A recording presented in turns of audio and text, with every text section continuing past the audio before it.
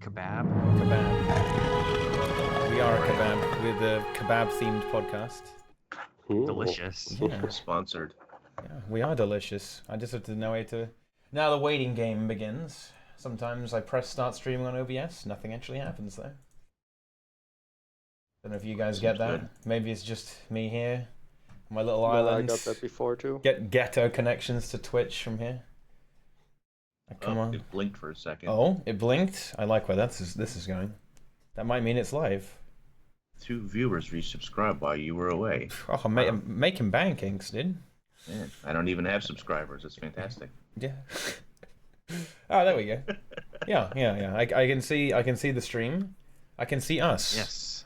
Like we're on the visual side of the podcast, and we have the logo side on the other side. A clear division among the TeaTime hosts. Everything It's copyrighted just- over there. Yeah. It's just 48 more followers. 48 more followers. Yeah, and that's a good place to start, guys.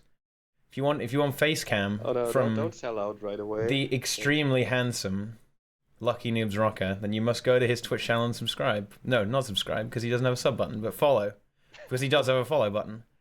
Thank you for letting me know I don't have a Twitch partnership. I mean, if they go over there and try and subscribe, it's not going to work.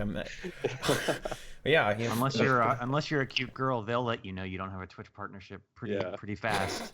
Yeah. There you go. You get face reveal there. So there you go. No Brazil. Actually, I'm just going to start off there, guys. I'm just going to start with that. Get out of the way. Brazil is basically not going to be coming back to tea time. He's done. He quit. It's over. Don't worry. We're still buddies. Just Brazil's kind of done with Guild Wars 2.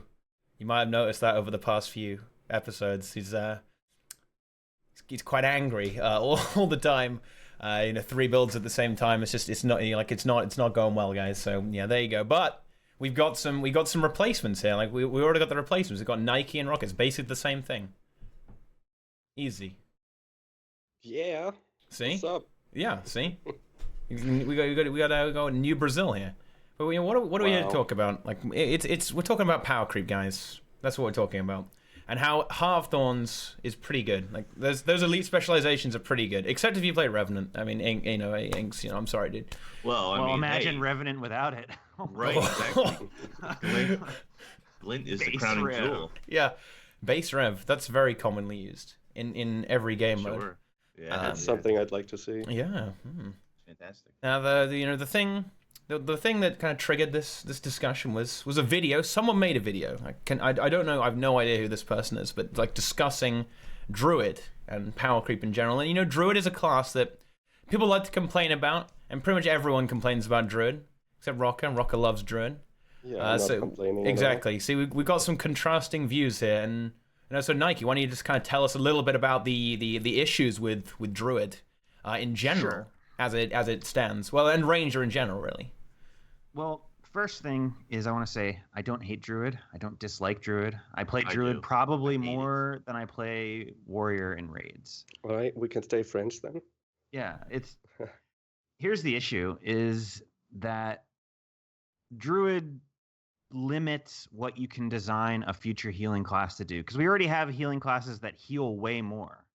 So the only thing you can have a Druid do or a new healing class do is buff more or buff different.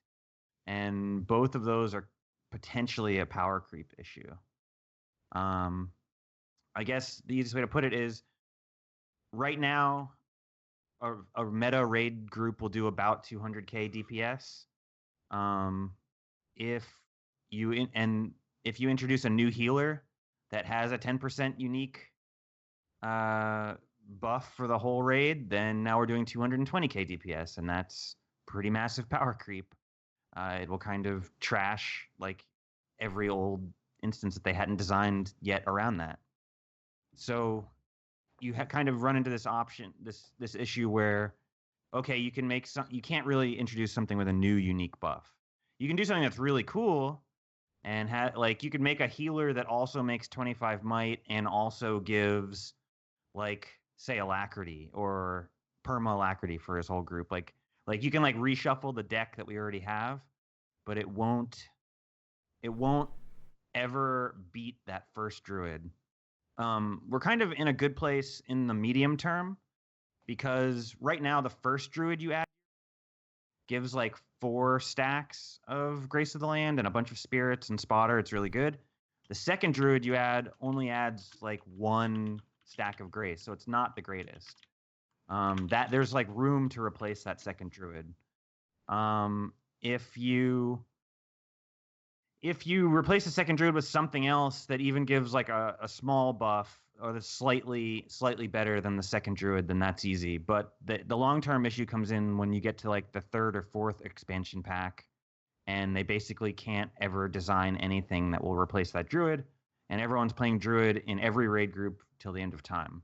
And I'm sure some people would say that that's not a problem, but I think it is kind of a problem in that if we're still playing Tempest in every raid group 10 years from now, that's a problem. If we're still playing Berserker in every raid group, that's a problem. And I'm not saying that they should never get played. They should just get played when they're good. And there should be a lot of times when they're not as good as something else. And it should kind of be switched around depending on the mechanics of the fight or how the group is composed otherwise. So, yeah, it's just that Grace of the Land is the problem more so than the base ranger buffs, is another point. And as far as quote unquote nerfing Druid, people are like, oh, why do you want to nerf Druid? I don't. I want to buff. I was suggesting buffing spirits to 10. So that way there's some parity between like what warrior and base ranger can do. Yeah, and as you say, that would allow in another class to be the other healer, right? Right. You can, like, because it's entirely feasible after the X pack that we're only going to run 1 Druid, and that 1 Druid's going to be triple spirit, and then assuming they go to 10, and then the other healer can do whatever it does, so long as it's better than 1 Grace of the Land stack, which is basically what the second Druid contributes. Yeah, but as you mentioned in your video, that would kind of mean you'd end up with always 1 Druid and then 1 other thing, because that would introduce just more unique buffs, and then it's just that's the game. The game of Guild Wars 2 is collecting all the unique modifiers. And there you go, mass DPS. Yeah, exactly. I think that's. I mean, that would be kind of boring. I've read a bunch of comments that suggested that adding these straight up DPS modifiers, that's like a bad way to approach the game. It's like, because that's gonna be how it's gonna turn out, right? I mean, everybody's just gonna take every class that has a modifier, just gonna bring all of these, and you end up with a bunch of really, really strong DPS classes in there, and it's not really any fun play to it. It'll eventually hit the point where the group composition is just 10 people in 1 sub squad, and everyone has their own unique modifiers, and you're just multiplying each other, and that's all there is. Yeah. So that's it. That's kind of interesting. Because do you think? No, go ahead. Go ahead. I was gonna say one other point. Like, a lot of people were like, "Well, what about Chrono? What about Warrior?" Well, those are 2 different cases, and with Chrono, Alacrity is really, really good, but it's not so good. Like, it's only like a 3k on average damage boost to the 4 other people in the group. So it's basically 12,000 damage to 5 people. And Mesmer has really low personal DPS. So it's entirely possible to make a new elite spec that makes quickness, but has higher personal DPS to where the net is basically potentially even better than Chrono. Although, obviously, if they were balancing it right, it would basically be a wash. Yeah. So Chrono's not like untouchable. Like, it would be very easy to design an elite spec that did 27k personal DPS and made perma quickness. Sure, you lose Alacrity, but you're basically getting like a DPSer out of that slot. So that's not irreplaceable. And Warrior, all their buffs come from the main elite spec, or the main spec. It's not to do with the elite spec. Berserker is basically just a bunch of damage mods. Yeah, so it comes from core. Berserker could get replaced in a heartbeat. But can Warrior be replaced, though? Like, Warrior is very sticky because of how many stats it provides. You've got banners and empower allies. That's if you add up the numbers, it's a huge amount of stats it adds to the group, right? Oh yeah, it's insanely powerful. And here's the thing: warrior shouldn't ever be replaced, ranger shouldn't ever be replaced, guardian shouldn't ever be, and so on. They should all have a place. Like there's 9 professions and 10 slots. In theory, every profession should have a slot. It doesn't matter what the elite spec is necessarily, as long as that profession has a slot. Like as long as someone can go, okay, well I can't play druid, but at least I can still play my ranger, or I'm not playing berserker, but at least I can play my warrior doing something else. Whatever, as long as people aren't like professions aren't completely shut out like Rev and Necro. But no, but it seems that one of the only ways that you could bring in these other classes would be if they also had some kind of modifier. So do you think that maybe there should be one kind of damage modifier per class style thing, kind of limit the numbers but don't go too crazy and keep bringing new ones in? I can make sure that every profession has something it can do to increase DPS, or just do a lot of DPS itself. You see with LEs, well, yeah, right? you can reshuffle the deck too. Like right now we have like sort of like this core trinity of Druid, Chrono, Warrior, but it's entirely possible with different elite specs where you have DPS Ranger, DPS Mesmer, whatever the new Mesmer thing is, and then DPS Warrior, and then 2 other classes that take over the healer quickness role. So you can have the same buffs, but just reshuffled around to different classes and still achieve the same balance. And it's entirely likely that'll be the case, just because I have a good feeling that the second Druid would be replaced in the X-Pack. And then without that second Druid's buffs in the second group, or with a different healer in the second group that does something different, it kind of changes the support classes around it that you want. And there's other things too. Like let's say you have a class that, let's just say, for example, engineer. It has its unique aura that everyone loves. What if Condi NG sacrificed like 1 or 2k personal DPS to have the might stacking capabilities of Phalanx strength? Well, then that raises a lot of interesting new party compositions that you could work with, especially since banners are 10 man. You don't need a second warrior. You could have the Condi NG and then other stuff in that 5-man sub squad, since the other group has the warrior that's giving banners. So there's definitely, as long as you can give the base stuff and reshuffle the deck, you can come up with like almost infinite. That's the great thing about boons, though, right? Where it's a bit more tricky with the unique modifiers. Because I mean, they've done it with Alacrity. I mean, so maybe this is a direction that ArenaNet want to go down in terms of with the balance, right? They may want to be trying to redistribute a few of them at least. Yeah, go ahead. But now is that only a good thing though? Because if you just say that we are gonna take these unique buffs to classes, and we are just gonna give Grace of the Lands, for example, to, I don't know, Ventari Revenant or something, which maybe thematically would kind of make sense, but would that be a good thing? Because I kind of like that some classes have unique stuff, right? I mean, that would just, me as a Druid main, I would totally hate it if a different class became able to basically do the same thing as me. Yeah. I wouldn't say that's a good thing necessarily. So I don't know if I'm completely on board with that, basically. Well, I'm not saying. Well, I definitely think that no other class should have Grace of the Land. I think that should be an elite spec thing. But do you think another class should have Alacrity though?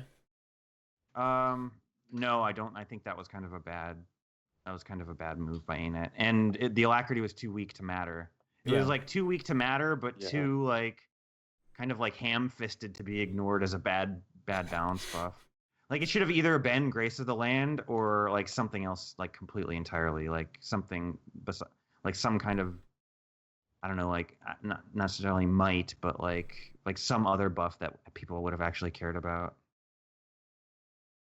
Okay. Well, I think I kind of think that Alacrity, if I compare Alacrity and Grace of the Land here, I feel like Alacrity doesn't feel as, maybe I'm just not a Chronomancer main, right? But it doesn't feel as much like a unique buff to me. It feels like it should be a normal buff to me, honestly, because it's like this flat cooldown reduction skill. Like you have it and you have reduced cooldowns basically. So it feels like a normal boon to me, while the other one is like a class-specific buff kinda.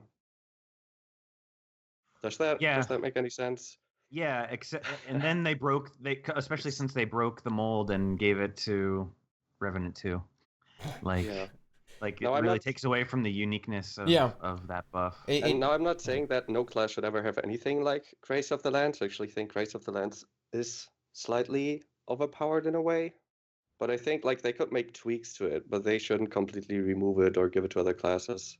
Like something I've suggested on your video, for example, would be that they could, further play on this idea of having a Condi sub-squad and a power sub-squad, and basically like cutting out the Condi part from Grace of the Lands, to just give like 2% per stack, but only power damage, kind of like the Glyph of Empowerment already does. And then maybe introduce a new elite spec that has basically the same buff, but it'll be to Condi classes. Yeah, but in a way you're painting yourself into a corner, because then the next X pack. Yeah, what after that? You're now in a situation where it's either power creep or something better, or just like. Do you think it's not going to be power creep? I mean, I think it's going to be. I think they're going to nerf the existing classes little by little. And then the expansion is going to be like, boom, here you go. You want these new elite specs because they're better than the crap from Heart of Thorns that's just been nerfed. Well, they definitely have to sell copies of the game. So, I mean, it would be really, really bad for them if when they're like into the phase of the hype where they're showing off the new elite specs, if they're terrible and people just take a complete shit on them like they did with the first beta weekend of like everything. And then they had to like slap a bunch of damage modifiers onto the things just to get like classes that people were excited about. Dragon Hunter, cough. I just think like the elite specs are supposed to give you an alternative way to play that class. They don't necessarily do that all the time, or at least not well.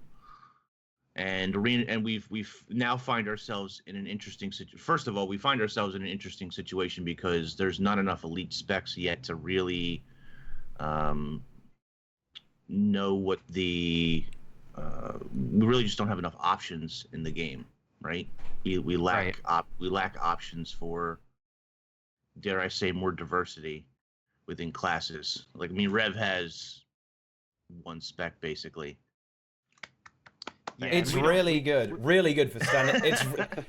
It's great for standing on top of hands. Okay. Yeah, and fantastic. We really don't know what their design philosophy is going to be either. Like, it could be, okay, this one's good for PvP, so the next one's good for PvE. The next one's good for World v World. Like designed with like very specific uses in mind.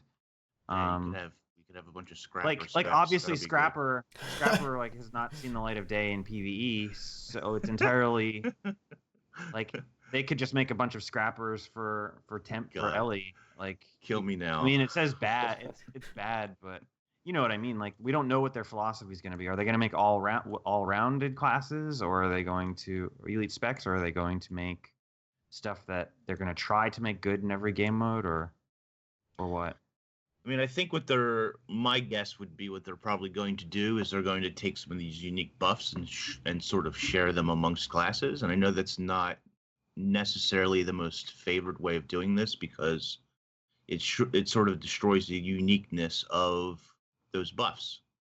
But if you don't destroy the uniqueness of the buffs, then you run into the situation like he was talking about, where you just take one of every class that provides a unique buff, and you just sort of discard the rest of the classes, which is not really desired either, right?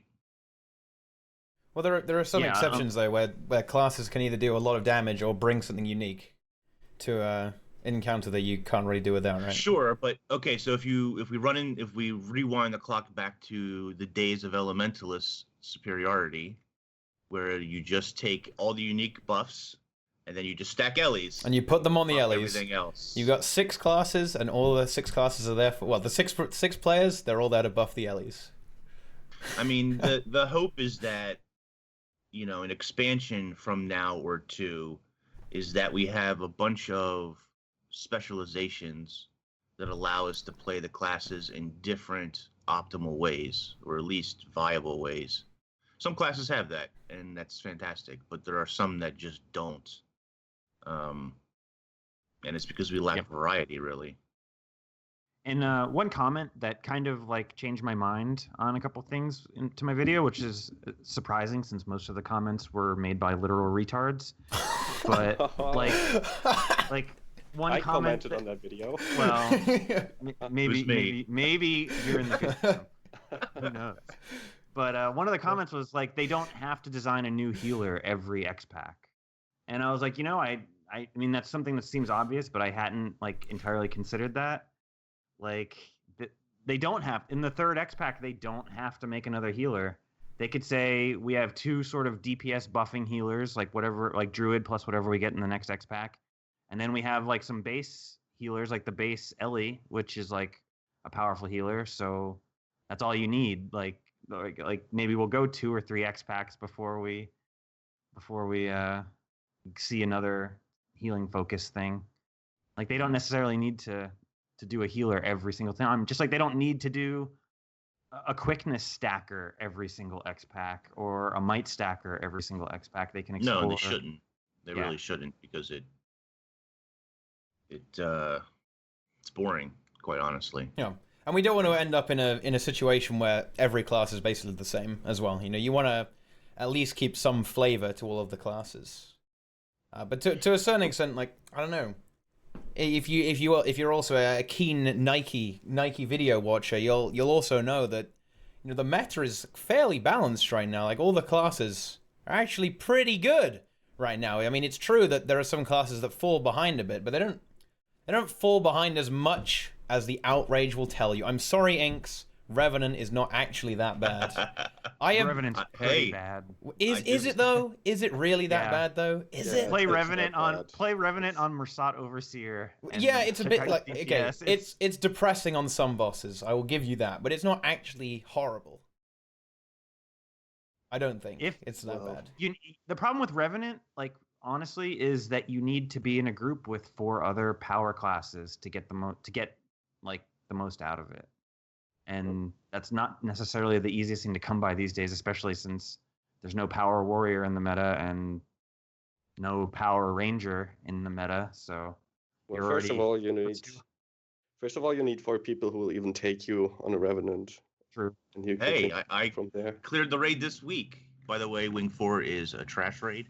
A trash raid? It is trash? Yes, it is. Why is it trash? Why is it trash? TeaTime says otherwise in his video. Yeah, I say it's pretty good. It's a pretty good raid, I think. But anyway, and I have no idea how bad my damage was. I was playing pretty poorly, so it was probably not that great. I think we had one demos attempt where I was top DPS, but that's because I just lived longer than everybody else. That works. Yeah, there you go. DPS Yeah. The uptime is important. But like one of the things is Revenant's rotation is generally very easy to pull off. It's really not that difficult to maintain its DPS. Where other classes, it can be more difficult to maintain that, especially if the boss is moving. There's mechanics to deal with, whatever the case is. And like he was just saying, on the chess piece, what the hell is it called? Overseer? God damn it. Overseer, you just basically stand there. So then classes don't have to worry so much about mechanics or moving a whole lot. So, yeah.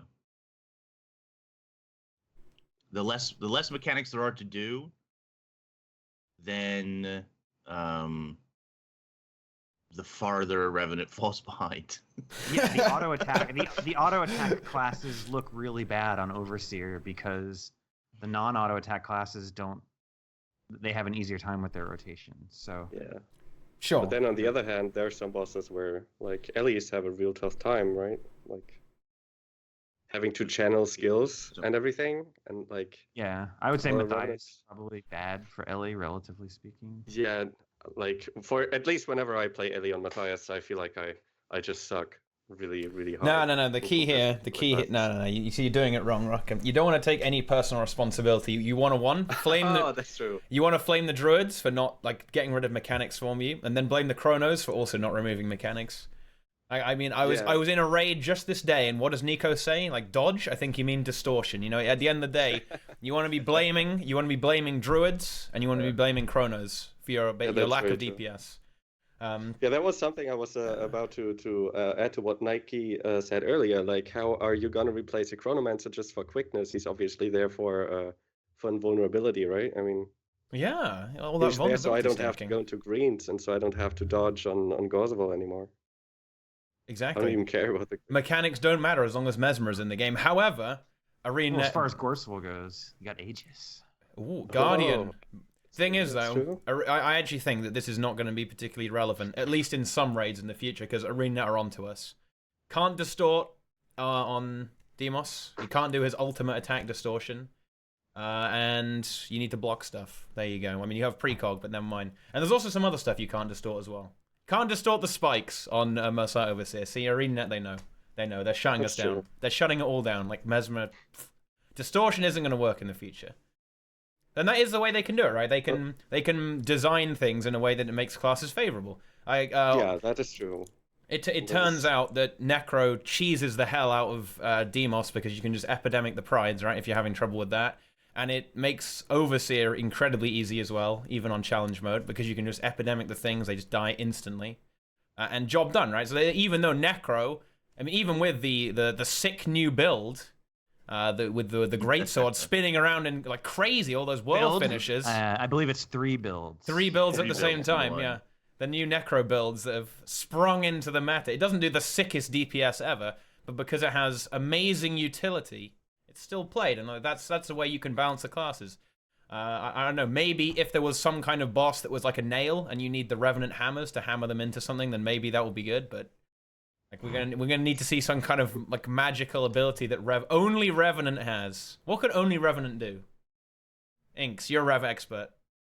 I mean, nothing. Revenant is the jack.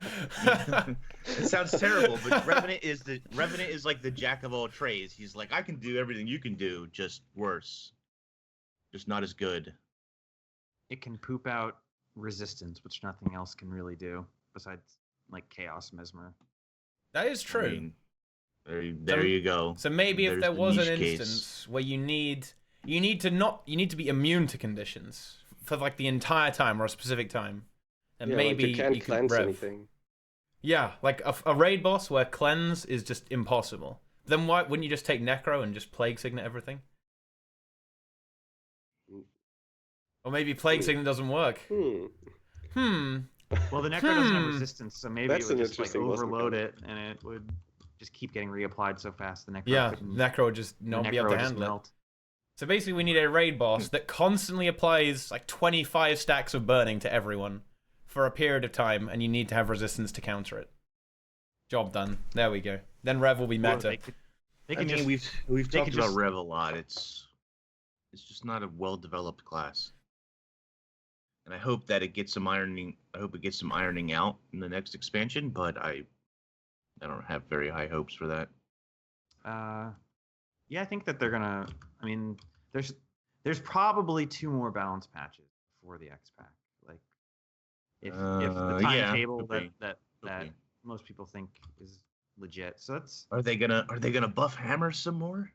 They're gonna give us some more alacrity. That'll be good. I mean, They- they should buff Shiro and like actually buff like the. It's odd that the tank legend is the highest DPS legend. That makes no sense, but The hammers turn off all the time. yeah. yeah. That's Positioning's very important on those stupid hammers. God dang it.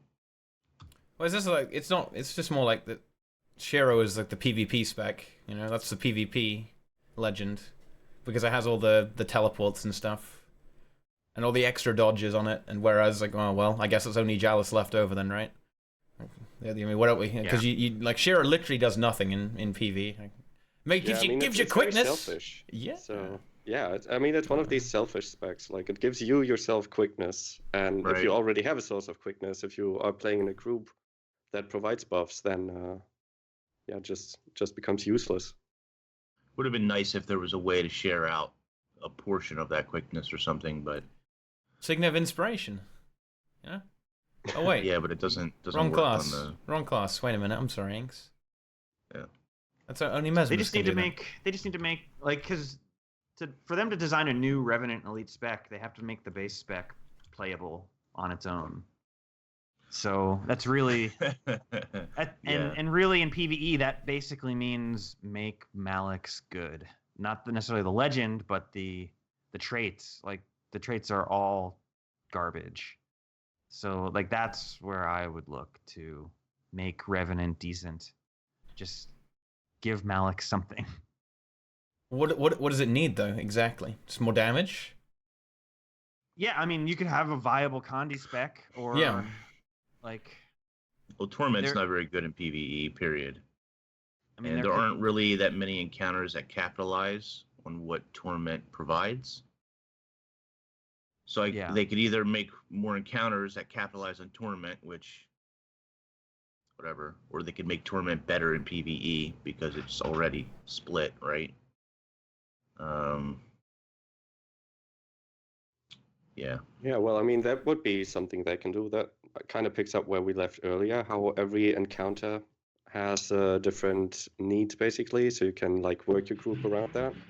And Torment is definitely something that a Condi Rev could probably do better than pretty much anyone. Yeah, I mean... Yeah. Like, all the encounters are typically very static as well right now. A lot of the time you stand still, avoid the mechanics, and do fat DPS. And you kind of see something a little bit different on Samurog, especially in challenge mode. You have to kind of run around in circles a bit. But even then, he doesn't move that much. Like, you move him a little bit, and he stops, and you move him a little bit, and he stops. So, I mean, imagine a boss that is actually constantly moving. Yeah, I mean, groups are just always going to find a way to keep away still, I think, usually. I mean, that's like Veil Guardian, when that started, everybody was moving, and now you don't just move stand at in the all, middle. I think. Nope. That's kind of what people want to, like... I mean, like, you want to find a way that, you know, allows you to get the most DPS out of it, so... Yeah, and that very often involves not moving, because of there was a all boss the in AoE Rift that you fields. had to drag around the room in a circle, because if he stood still, he got some insane power buff or something. I mean, they could design encounters like that, but, I mean, they're going to be few and far between. You're not going to have a whole raid wing of bosses that just constantly move or where you have to keep them constantly moving. And pathing is sort of problematic for some of the encounters and bosses anyway in the game. So I just think Torment itself needs a rework rather than, trying to design one or two encounters where this Torment spec might be viable. Well, that's kind of okay though, right? Because I mean, you can have classes be okay on every boss, but just really good on several bosses. I think that's so much of a trouble, really. Yeah. Sure, but eventually, what's going to happen is players will learn the encounter and probably become good enough where they just ignore the moving part and just hold them in place and DPS the hell out of them until they transition or kill it. We already see that happen in a number of bosses in the raid wings as it is, right? So, yeah. Well, I mean that's a little bit to do with how, for the top end of players, like every single raid encounter is pretty far undertuned. Sure. Right. Sure. And you're not going to be able to fix that unless they made a higher difficulty setting where where it was a lot more strictly tuned on DPS, right? Yeah, give us a challenge mode, a repeatable one, please. Right, but when you're talking about meta builds that some people don't execute very well, when you start talking about meta builds and builds in general that players come up with, they're going to come up with the best builds that work at the highest tier of play. Regardless of whether they can pull that tier of play off or not, that is the meta that will evolve around those classes. So even if you have a spec that on like Revenant that's good on a couple of bosses, if you can basically neuter the boss and keep him still, then players are going to do that if it's possible. And usually it is possible because, there are a number of players who are certainly good enough that they can just ignore some of those mechanics. That's true, but not everyone can. And if you raise the bar to the point where most people couldn't, then it will be different. I mean, after not everyone. I'm not really sure how high that bar is gonna get. Then Wing 4 was too easy, Inks. Is that what you're telling me? I mean, I haven't done the CMs, which, from what I understand from all of you guys here and other videos, that's where the real sort of challenge lies. But, and don't get me wrong, I was with a group who knew what to do. So it's not like learning it from day one, which is certainly it's a whole different ball game of challenge and trying to actually figure a fight out and reacting on the spot, right? That's a whole different experience. But yeah, I mean, the Wing 4 was the easiest wing of the day that I did, out of all the wings that we did. Yeah, I mean, let's face it, 3 of the bosses are just face roll. Yeah. They don't do anything. The challenge modes, they do some fun stuff. Like, Samarok, like, half of these mechanics should be in the core fight, if you ask me. It's, like, totally dull and very boring in normal mode, but... I think it's arguable that Mercer Overseer challenge mode would have been. Oh, it would be so good if that was the normal mode. No, I would no. That no? I don't think. Yeah. You don't think so? It's such a good. It's such a great mechanic, though. Fun mode. It is very fun. Yeah, but I'm not sure if like I've been in a bunch of pug groups. I've been in a bunch of groups that aren't like super hardcore, and they struggle on it. Like because the tactic that most like let's call it hardcore players do is very DPS oriented, and if you don't have the DPS for that, then it's kind of hard to pull it off. And you actually like, I don't know. I've seen like low DPS groups that move the boss through the entire room, and they like have all these mechanics to work with, and it's totally overwhelming to them. So I'm not. Yeah, you either go full DPS or you go double necro. Like that seems to be the two strats. Works. And see, Mofongo Jones, what a great name, Mofongo. He's like, it's almost like they made the new raid in easy mode. And I would kind of agree that they toned down the difficulty on the first 3 bosses significantly, but still not easy enough.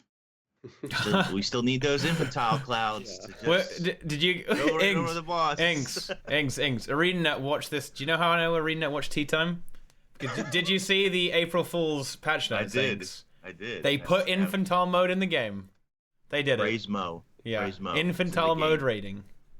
No, I wouldn't even care about some raid encounters being easier if they did give us the challenge modes to be repeatable, because I don't know. I don't have a problem with, me doing challenge modes all the time. I wouldn't have a problem with that. But if there's like no incentive to do so, then nobody ever does it. Sure. So they need to make challenge modes repeatable, number one, and then they need to make them rewarding as well. Yeah, I would have no problem with doing Samarok challenge mode every single week, but since like you have to drag every guildie to do so, and basically I don't even want to do it myself because there's nothing in it for me. So it's like, why should I? Yeah. I end up playing this boring encounter instead, right? Yeah. That has no other. It's got loot though, so it's better. Huh? Yeah. And I do think that we will see that progression to their development. We have seen them sort of progressing those CM modes. They make them better and better every time, it feels like. So that's the positive side for me, is that they are progressing not only the difficulty but the rewards for doing those CM. They just need to make them repeatable, and so that you would want to repeat them.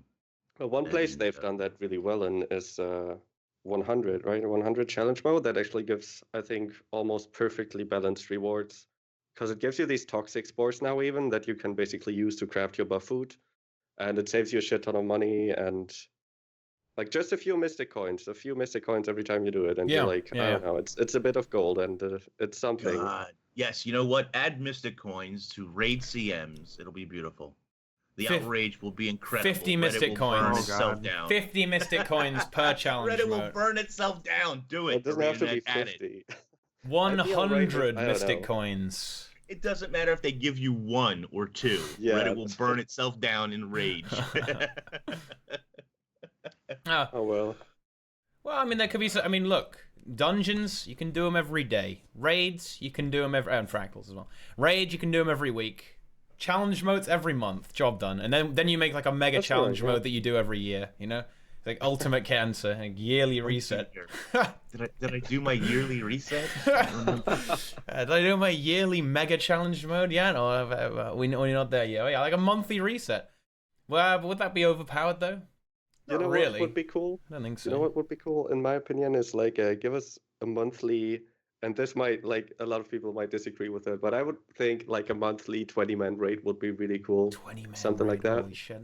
You know, that once in a month you have to like get everybody. People can't together. find 5 more people. How Yeah, the hell are they going to find 15? That's why it's like you have a month. You have a month to prepare for it, right? I mean, I have a whole month to write to all my friends, send them a letter, and be like, "Hey, this day and time, we could do that biggest raid," and you know.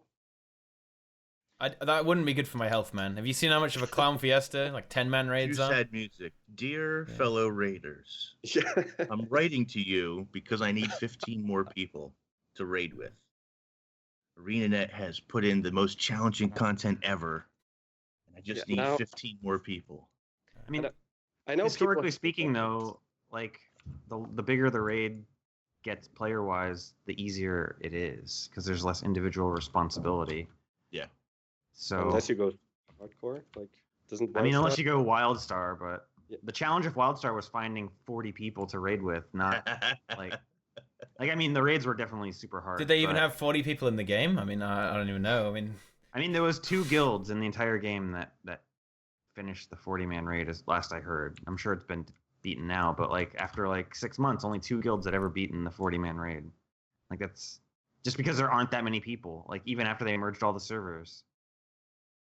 Yeah, I understand that is actually a big problem, and I totally don't want to push the idea, but I think it's a cool thought. It's something I'd like to see. Like I would like to experience the alternate universe where we have like 5 expansion packs into the future, and we have that one big 40-man raid where all the speed clear guilds have to like kind of ask each other to like raid together. I'd like to experience never happen. That. It's never gonna happen. Totally not. But would a slight increase, like, would a 15-man raid or something, would that not technically, if they like slightly adjust buffs too, wouldn't that technically open up spots for potential more elite specs too? Like if they were to, right now you have this. Let's talk about Druid in that aspect. Basically, right now you use 2 Druids because that way you get all the spirits and you get near perfect Race of the Lands uptime, right? So you need 2 Druids to get like a, let's say 4.8 or something on some encounters is almost reasonable to assume that a good group can achieve. But you wouldn't need a third one for that. So if Grace of the Lands were to spread to 15 players, you would still only need 2 Druids to get perfect Grace of the Lands. And now you could technically have that third sub-squad that, maybe has different elite specs. But then 5 years from now, you still have 2 Druids in every raid squad till the end of time. Yeah. Well, I wouldn't mind that, to be honest. Personally, I'm okay with that. It doesn't necessarily have to be a bad thing though. But then again, you'd kind of end up with a lot of mirroring of the other subgroups. Would you though? I don't know. I'm not sure. I think like, if a larger group would kind of fix that, but then it will be just. They'd have to change boon distribution for that, probably. I mean, because you're gonna still want a chrono in every group, so it's the chrono disease is spreading. True. But it's gonna be difficult. Like you definitely have to make changes. It won't work the way that the game is right now. It's always gonna be a big problem though, because like quickness is really, really fucking good. So you're always gonna want that. So you're gonna need some kind of thing to do that. Like the guys. I mean, obviously this is confirmed, but the expansion leaks tell me that Guardian is gonna be like a quickness healer next. So like maybe Chrono is gone, but then again, then you need Alacrity, so you got to get a Revenant or something. I don't even know. Like this doesn't make any sense, guys. These leaks don't make any sense. Like come on, like Guardian if that quickness leak healer. is accurate, like it's entirely possible. Like let's say that leak is accurate and Guardian makes quickness and it's a healer. Like it doesn't have to. It only has to be. It has to have better personal DPS than Mesmer by enough to equal what Alacrity does for just total team DPS. Unless they give Alacrity to another class that also does something else. Right. So, this is getting complicated now. You yeah. arrange everything. To NG, and then the group gets 3 seconds of Alacrity every tool belt skill use, so that way Power NG becomes meta. Alacrity bomb. You just drop Alacrity on the ground. Every time, every 8 seconds, you pop your rifle tool belt skill and give 3 seconds of Alacrity out. Perfect. Job done.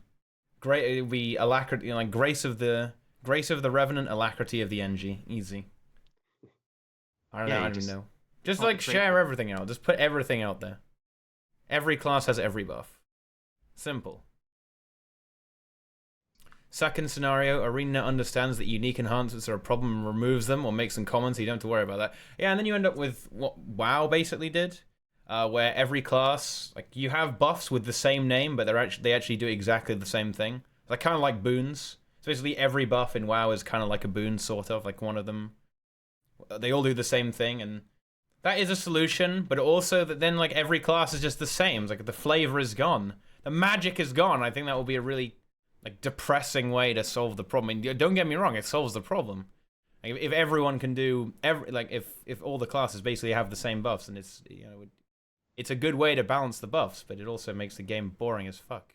Resident Sleeper. Yeah. Yeah. So, Druid and Chronomancer won't make it through the expansion.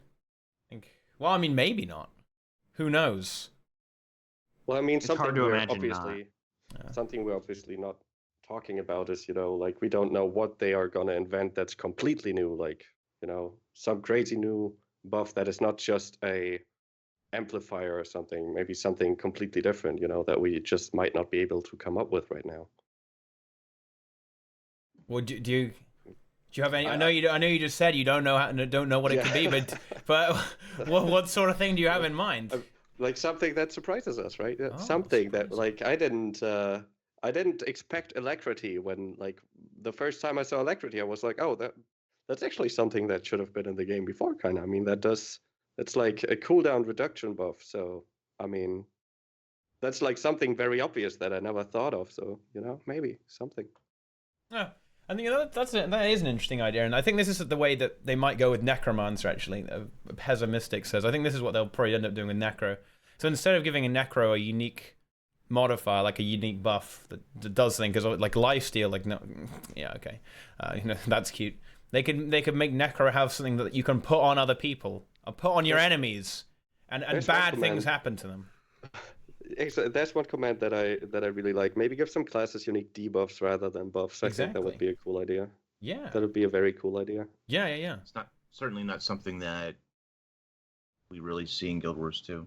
Yeah, nothing that, like, other than anyway. Vulnerability or something. Yeah, which, like, confusion everybody is sort of like what would have been a hex in Guild Wars 1. Yeah. Right. But that's basically it, you know? Like, there's not a lot of punishment. I guess Torment, kind of, right? Because if you do something, bad things happen to you, but it's a Honestly, bit like that. Torment and Confusion should be merged into one condition that does both effects. That would actually be pretty good. Probably only in PvE, though, as that might get a bit spicy in PvP. I mean, like, it would make... Because Torment, as you guys pointed out, like, isn't great on the stationary bosses, but if it was Torment and Confusion all in one package, well, then it wouldn't be completely terrible. Although I guess Overseer doesn't actually do anything, so it would still be bad there, but... Well, I mean, if you change it so that Confusion would trigger off the passive auras, maybe that would do something.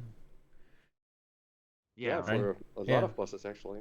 Yeah, because the auras trigger quite often, right? Like once every 3 seconds or so, something like that. And if you get a juicy Confusion tick... explosion that would be kind of interesting, right? If they change Confusion to be more impactful or something like that. There's your Revenant encounter right there, boss. That gives you conditions that you cannot remove, and every tick of the condition counts as, you know, a damage tick that is applied by Torment. And suddenly you have a Revenant who shares out resistance, and his Torment really hurts at the same time. So wouldn't that be something? There we go. We've solved the problem. Like, Revenant is meta now. We've perfectly designed it. Guys, I just said that you don't actually merge them in PvP and World vs. World. That would be stupid. I even said that, guys. Everyone's aware that would be silly. Unless you nerfed it, I guess. But then even then, it would be kind of silly. It turns out that it is possible to live in a world where those game modes are separate. Yeah, we live in that one right now. They don't all have to be balanced at the same time. Go figure. Yeah. Yeah, exactly. They just need to make the conditions permanent. You can't cleanse them. We said this earlier in the stream, guys. You can make them uncleansable. So if you lose resistance, you lose the game, okay? You just die. Simple stuff, guys. Oh, Or easy you peasy. out-heal it like a boss, like a healer Ellie. Oh, I don't know. I mean, Like look 10 at Tempest healers. Well, Look that at- would be broken for Revenant. Like now you have a DPS Revenant and a heal Revenant in there. That's just oh, see, too many revs. takes so much. Uh-oh. I mean, that's just that's just a problem, guys. You can't out heal it though, because I mean, look what happens in World versus World. You just die in one tick. How are you gonna out heal that? You get Epidemic in World versus World, just die instantly. Boom, like 25k burns. Like, what are you gonna do about that? There's nothing you can do. You blast a light field. Blast a light field, yeah. But you can't cleanse. You can't cleanse the condition. It's not a no. It is still a condition. You just can't cleanse it. Like there's an aura in the boss room. You can't cleanse it. Okay. I mean, we're already going quite into the detail here for a boss encounter that we just made up. Yes. Well, I mean, we have to come up with solutions. I don't think they should do that. It would be stupid. It would be stupid if they did something like that. I would love an encounter where it randomly picks a person to disease. And you can't cleanse it, so you have to learn to deal with it with resistance or whatever. And if you get too close to other players, it spreads. Just spreads throughout. Like a Cairn aura? Just like the boss just epidemics everybody constantly. Feels good. Might as well play World vs. World then, 2 weeks ago. Yeah, sure. Look, they fixed it though. They balanced it. They fixed the game. Enough Epidemic. World vs. Yay! World. Finally, I can play World vs. World again. Yeah. Well, I mean, don't. Robo, don't... I was with you. Of course I did. Or maybe you died at that point. Ooh. But yeah, I didn't do it for. Ooh. Wow. No, I mean like he was sick. What the hell was that? Like, did you guys see what happened in chat? What the fuck is this shit? How did... That's path. What even happened there? Path though. The whole thing is just completely covered with this disease. The epidemic is like the message is so tall. Holy shit! How is it even possible? It's not. Jesus, Brobo, you're so cancerous. It's not a mechanic that's already in the game.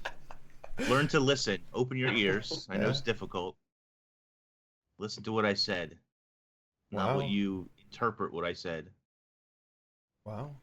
You You're just not shut on him the level- down. You're not on the level of interpreting yet. Just He's calm not. down. He's not old enough. He's. Wait. But you don't get a disease that you don't get a disease that spreads, dude. Brobo. Wrong, Brobo. Wrong. Wow, he's actually like spitting hot. He's still, guys. We gotta just say this. He's still triggered from Super Adventure Box because he kept failing trying to find a balloon or something. He was just raging in Discord really, really hard. It was really funny. And we convinced him to start streaming as well. No, actually, he refused. Or did he start streaming? I can't remember. So Brobo is Rex 2.0. Yeah, he's just really angry because of SAB. That's why he's going crazy. You know. Well, I can relate to that.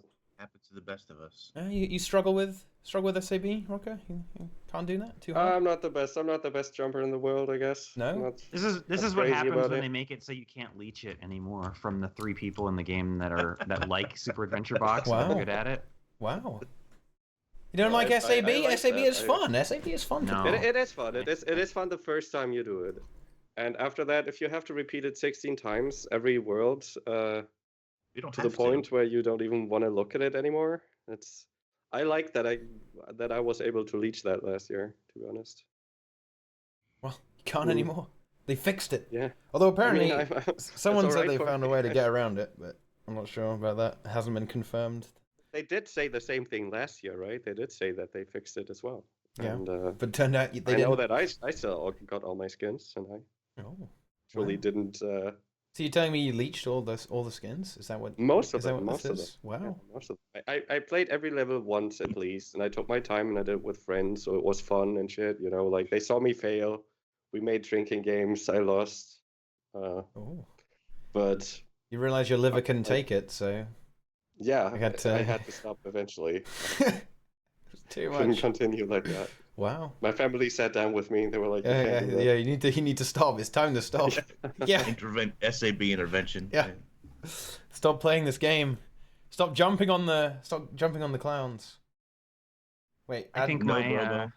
No. my SAB salt is because now open world bosses like are failing, or at least because of Tangled SAB. Depths meta is failing because people aren't showing up. Did you really And I not need have my your shack chack egg? eggs. Yeah. Did you really not have chack eggs already? No, I had Oh. 30, but then What did?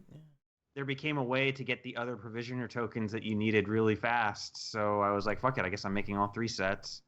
So then I needed 60 more shack eggs in like. Do you know the secret? You know the secret, do you, Nike? I know the secret as well. I know the provisioner tokens. I know the secret. Yeah. Well, didn't they fix that? No. They Nearly. Oh, they didn't? Nearly. There was like a couple secrets, and they fixed 2 of the 3 secrets. Jeez. But it's really expensive though to use that secret. I heard. So it is. I just can't afford it. I'm just too poor. Time is more valuable than money. Yeah, raid rewards aren't sufficient, so I can't exploit the game.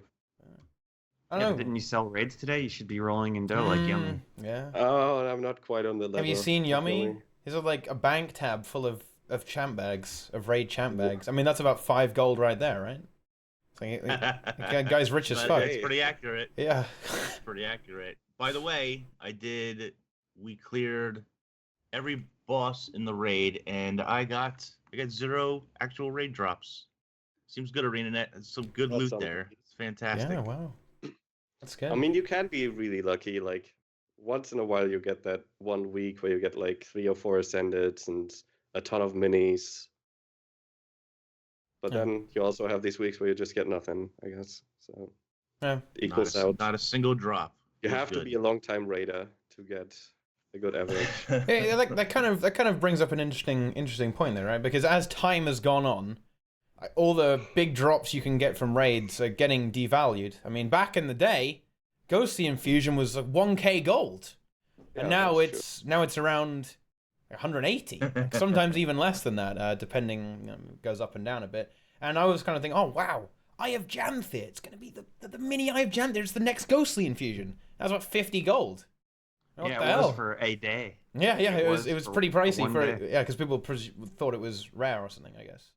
But no. I mean, if you could only get it as a drop, like if you could only get it from the CM, like if that's the only place where it dropped, that would be awesome. Pretty that hype. would be extremely cool. But the thing is, it costs 1,000 magnetite shards, though, right? Yeah. So it just shows that the magnetite shards are completely worthless, basically. Because even though it's the same as a Ghostly Infusion, but it's just worth way less. I mean, I think guess it drops a lot more commonly than a Ghostly Infusion. That's kind of sucky. I like. Plus, you need 18 Ghostly Infusions to finish your character. Oh yeah, like you need to. There's more demand. If you don't right? have 18, you're not done. Yeah. Whereas you only need 1 Eye of Janthir. Now, is it just? Can you even tell the difference? Because I saw that Reddit post, and if I'm being completely honest, I didn't really see any difference. Am I just? Am I stupid? Does. Oh, it does make a difference. Some of them, it would be like, oh well, 6 actually looks better than 12. like some of them, it didn't make any rhyme or reason to why like one was a stronger effect than the other. It's like 18, it doesn't look really any different than 15, but 12 looks really good. Like okay, that just has to be a quirk of the camera. Yeah, or the could be. I had seen somebody who had multiple Ghostly Infusions, and it did look stronger than my single one, but maybe it's just odd perception or... Yeah, I know somebody who actually bought 18 and put him on his character, and he says that it looks slightly different. It enhances the effect. I haven't seen it myself, to be honest, but like he said it looked different. Like, yeah, stronger. Fair enough. I'm willing to take their word for it. But I don't know. It would be cool if it did stack, if Infusions stacked in that. Apparently it does. Glow or whatever. Well. Do you really want that though? I mean, Inks, do you really want your character just to be like the ultimate eye rape, the ultimate eye cancer? You just want to be covered in so much smoke you can't even see the character, or so much red baubles that you can't see shit.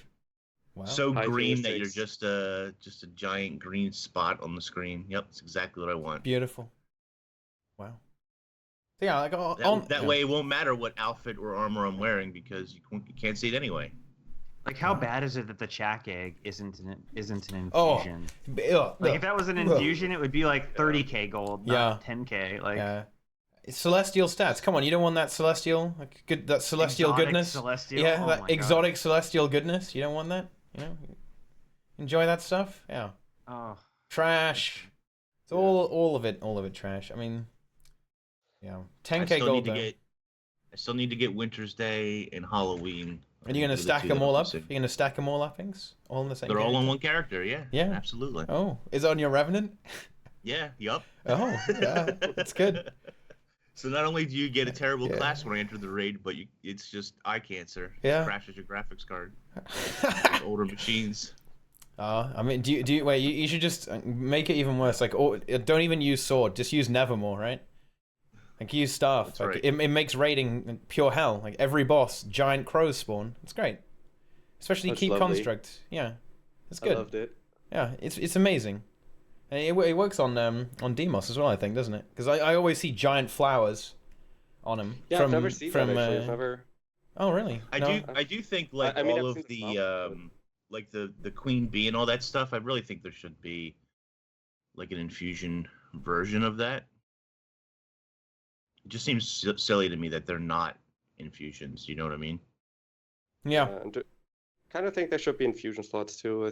I mean, obviously that has been requested a bunch of times before. I think I've seen Reddit threads and stuff, but how many like an infusion slot per? Well, I don't. Like, how is that going to work? I don't know. Like, like for example, right now the amulet doesn't really you can't really put anything that matters in there. Like, the one that is like only cosmetical could go in there, and the other ones that have use can go into my armor. Yeah. I mean, that would be good. I mean, you could just add unlimited particle effects to the amulet, right? And then you can just keep adding them. Yeah, in. like right now you can only add one, right? Yeah. One is just not enough. Well, I mean, you can have. I need all of the infusions. I mean, you can have 3 infusions on rings. But I mean, yeah, you can have one enrichment on your amulet. But why not make the amulet the thingy that you can just plug stuff into? Get a ghostly infusion in there, but then I guess you have to remove the stats from them, and I guess that's fine. Well, I guess it doesn't really matter. You could just put out another wardrobe slot for it. Not even an armor piece or something. Just I guess so. like a 7th armor piece or something. I heard that was a rumor a long time ago. Like, yeah, like right after HOT, people were talking that was like going to happen, but then it never What did. the hell is a cat's shadow? Cat shadow? Isn't that this dark aura thing? I don't. Isn't that the Halloween thing from like one of the very early Halloweens where people No, used it's like to... a polyfractor. Yeah. You could salvage it out of stuff that dropped from Halloween bags, right? Yeah, I think so. Yeah. I think I know what that is. Oh, is that what that is? It's a polyrefractor. Yeah. And it makes you glow. The point is I don't want to have just one particle effect. I want to be as annoying as possible. Wow. I'll put it. Too late. No. Get 5. Oh! That is some serious hot fire right there. Wait, what? Brobo's talking smack. I need to see what it's in reference to. Hang on. That's fine. I'll just keep making money off of 1v1 gambling on whether Brobo's going to die first or not. 1v1 Brobo versus Inks in SAB World 1 Zone 1. I don't know, Brobo. Like, judging by your stream, I think there's gonna be troubles there. Maybe Inks is pro. I don't know, dude. But yeah, he's in any game mode. Yeah. That might be true. Yeah. Might be true. SAB tournament incoming. TeaPot, go for it. Yeah. Yeah. All right, Inks. Okay. Keg Probably brawl true. it is. Keg brawl. Any game mode. Oh boy. Yeah. So, Inks, like, if you were gonna 1v1 Brobo, which game mode would you choose? Real life. Oh, wow. Okay, that's pretty nice of Chinks. You just roasted him pretty hard. Like, he's not gonna recover from that ever. Something that we should while we got you guys here, we got some elitists here, guys. Both of these players are elitist players, okay? Some of the most elitist players in the game. Like, how do you guys feel about the raid rewards? Do you think it's good enough? Do they need to add something into it? Because now, like, ghostly infusions aren't worth anything? Or is it just fine as it is now? What do you guys think about that? Yeah, well, challenge mode rewards, to be honest. I think those would be the way to go. I think the rewards right now, they aren't horrible. Like, if you say that, like, on average, you get, like, you might have that 1 week where you get nothing, but then you have a week where you get more. You kind of get, like, decent amounts of ascendeds, but... And then, like, you can repeat a boss over and over, and you still get these, like, little bags of gear, and they, like, kind of amount to a little bit, but... I would wish for a challenge mode reward, really. I think that would be the way to go. Just on a repeatable basis, like how, like even if it's just like a few ascended materials, you know, just a few guaranteed ascended materials, like a box or two. It doesn't even have to be. I mean, they showed that they know that buff food is a very nice reward for raiders, right? I mean, buff food is most of my expenses in the game, and yeah. So I mean, they showed in the rewards for challenge modes that they know which ones are relevant, they know which ones are expensive, they know which ones are in demand, and like, you know, just give me a bunch of those. It doesn't have to be that many as they did in challenge modes. Give me 5 every month or something. Give me 10 or 20 every month or something, and I think it would be fine. I'd be okay with that. All right. What do you think, Nike? Yeah, I actually don't mind the rewards. You're rich though. Sort of. They could bankrupt me pretty hard if they started releasing more things that I actually wanted besides battleship rifles that look terrible. But nice. Wow. God. That's not a fun weapon though. That's a serious rifle. Yeah, that's not a joke weapon. They said it's a good rifle. It's like a pirate. Yeah, it's a pirate cannon. It's good. I don't know. I understand why they didn't raise the shard cap with Wing 4, and I'm kind of happy they didn't, because it would have just made ghostly infusions that much cheaper, since people would just have way more shards per week. But not adding like a new currency for Wing 4 or a unique currency for Wing 4 kind of hurt it. Yeah, very unusual. Very unusual as well, right? Because it was originally expected that there would be a different currency, because Magnetite Shard said you'd use them in the Forsaken Thicket, right? And we're not in the Forsaken Thicket anymore. Right. Huh? Do you think that we're going to just continue to use Magnetite Shards, though, with that locked boss system that they like to use? I think, especially now that you have like a Magnetite Shard Eater. You know, maybe what they could do is, like, they could say all the raids that come in the next X-Pack have their own currency, and the ones that are Heart of Thorns have their own currency. Yeah. I think that's possible. Because if they keep adding it with the same... I don't think they can keep it on the same currency, because then they all have... can they, though? They don't necessarily have to raise the shard cap, because, like, the way I see it, eventually we're going to be at the point where not even the most elitist guilds will be able to do every raid in one day, right? Because it'll just be ridiculous. You know, when there's 10 raids in the game, no one is going to sit down and do every single one. Like that's very silly. So you're going to be at the point. Kind of annoying. Yeah, it's already like a pretty good chunk. Like 1 or 2 more, it's going. Oh, you know, raid night's turning into raid all nighter. You know, it's getting a little. You raid weekend. You know, it's getting a little bit crazy. So it'll be at the case where you kind of pick which raids you do to fill out your shard quota, I guess. If you know, like you don't do all of them all in one go. Like maybe you don't even do all of them each week. And maybe you're bored of Spirit Veil. Screw that shit. That's boring. Like Veil Guardians it's not even fun anymore. So maybe you just do you know, Wing 5 or you know, Wing 7 and Wing 5. You know, maybe you do all of the odd number ones. Maybe you do all the prime number ones. Okay, like you come up with some kind of system to figure out which ones you're gonna do, and then you know. You keep the shard cap the same, and everyone who does all of them, no shards for you. Well, yeah, well, something else I don't like about, like, if every raid was to come out with the same currency is I kind of feel like the raid reward should be something, you know, the first week of raiding, you get that one lucky drop. Like, I don't know. I remember Matthias stuff. First week of Salvation Path, Matthias stuff was really cool, and not a lot of people had that. Now, if you have a new wing that has like one of these super prestige weapons that looks really badass and everybody wants, now you go into the new raid wing, everybody basically has 3,000 magnetite shards lying around.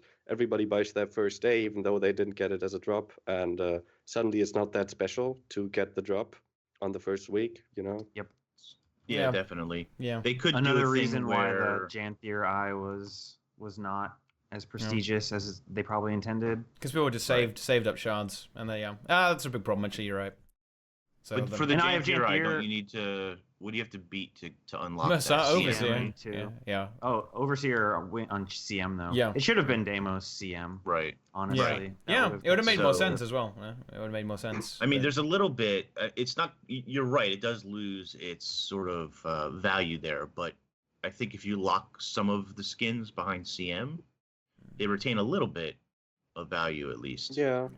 Because not every group, even if your group clears the wing, take wing 4 for example, that doesn't mean necessarily they're going to be able to do all the CMs. But then again, how bad would the Reddit responses be to like the best skins being gated behind the even harder version of the already unclearable raids? Well, what you do is you do like they did, where it can drop randomly from the normal mode, but you can't buy it from the vendor. Like that's what they did, and it worked out, I think.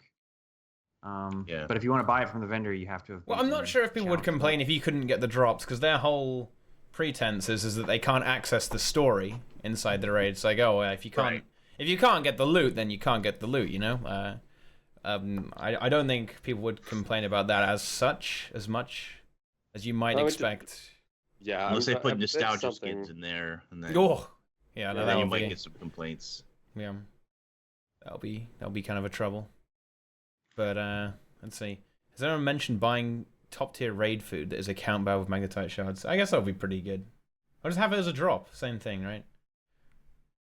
Oh, I was gonna say something. Now I've forgotten. Oh, what a disaster! Oh no, this is what I was gonna say. I think they actually overestimated how hard Mirza Overseer challenge mode is, and actually Samurog as well. Like this is the real meme, because ArenaNet Paul, he said that he actually predicted that we would struggle with bosses 2 and 3 the most, actually, I think, because he says that he said there was there's tricks to bosses 2 and 3 or something like that. I'm paraphrasing here, that you're gonna have to take a while to get used to. Did you roll through them though? Yeah, that was not the case. So I mean, maybe if you're talking about challenge mode, he's right about Samurog. Yeah, but normal mode, I don't know. Especially Overseer, right? I mean, there's not. Well, really... I will say Samurog normal mode. Like, I still think that mechanic cannot possibly how they intended it. Like, it makes like pushing the human under the boss and then killing him there. That just seemed like, I don't know. There's nothing. That's weird.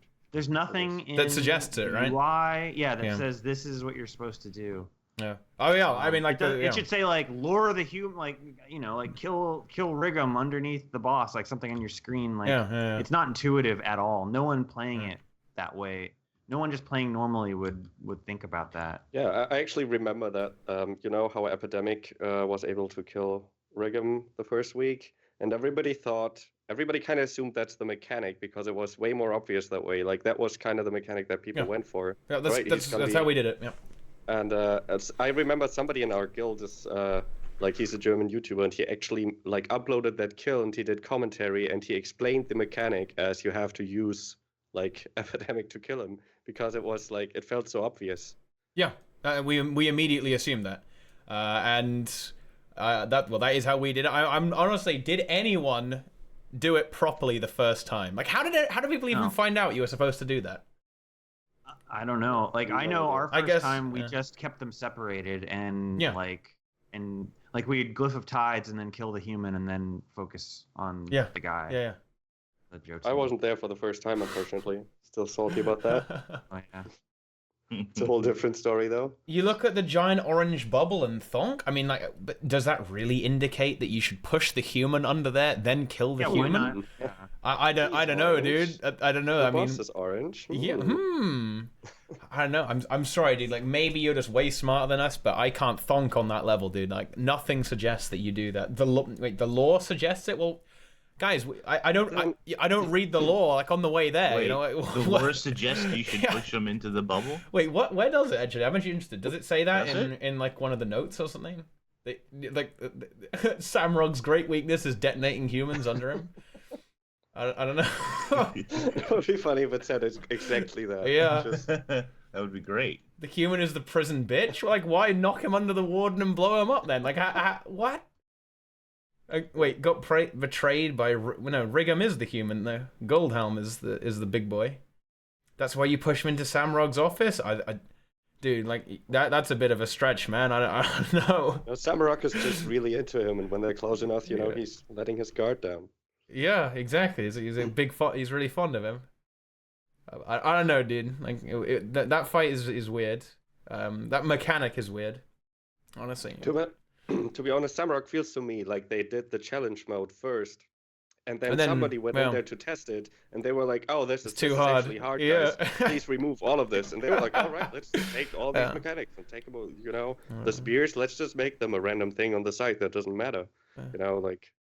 Yeah, Samurog and the Overseer felt like they did the challenge modes first, and then easy mode it for the normal mode. Yeah.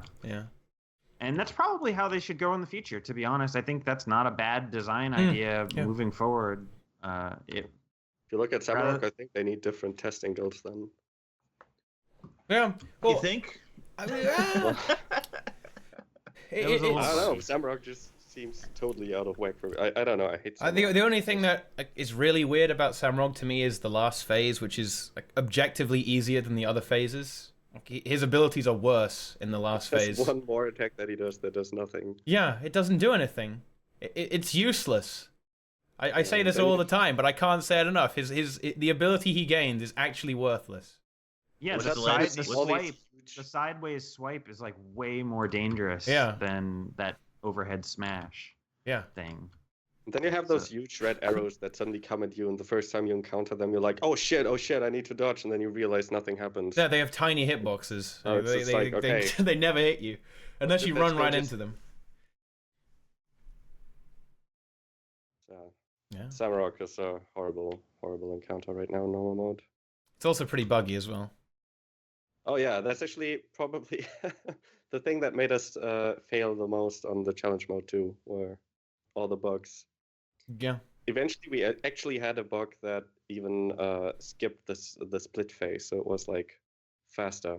It's because he has a tendency of just chaining all his attacks together, and if you can do enough damage to him, like if you can get him below the phase trigger, then he doesn't actually do anything. Like you push him, if you can push him past 66%, he just won't.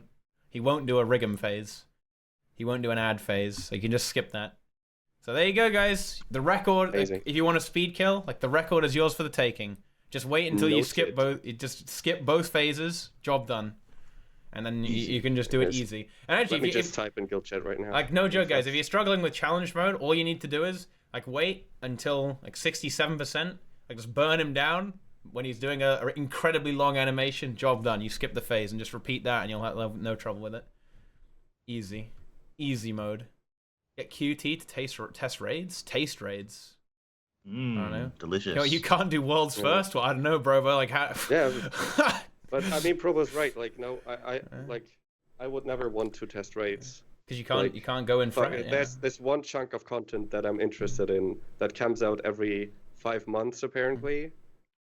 And if I test that, what's there to keep me playing the game, right? Exactly. You can test it for 5 months and then take a break for a couple months. Oh well, you know, the best part of the raid is like encountering it for the first time and figuring out how to do it.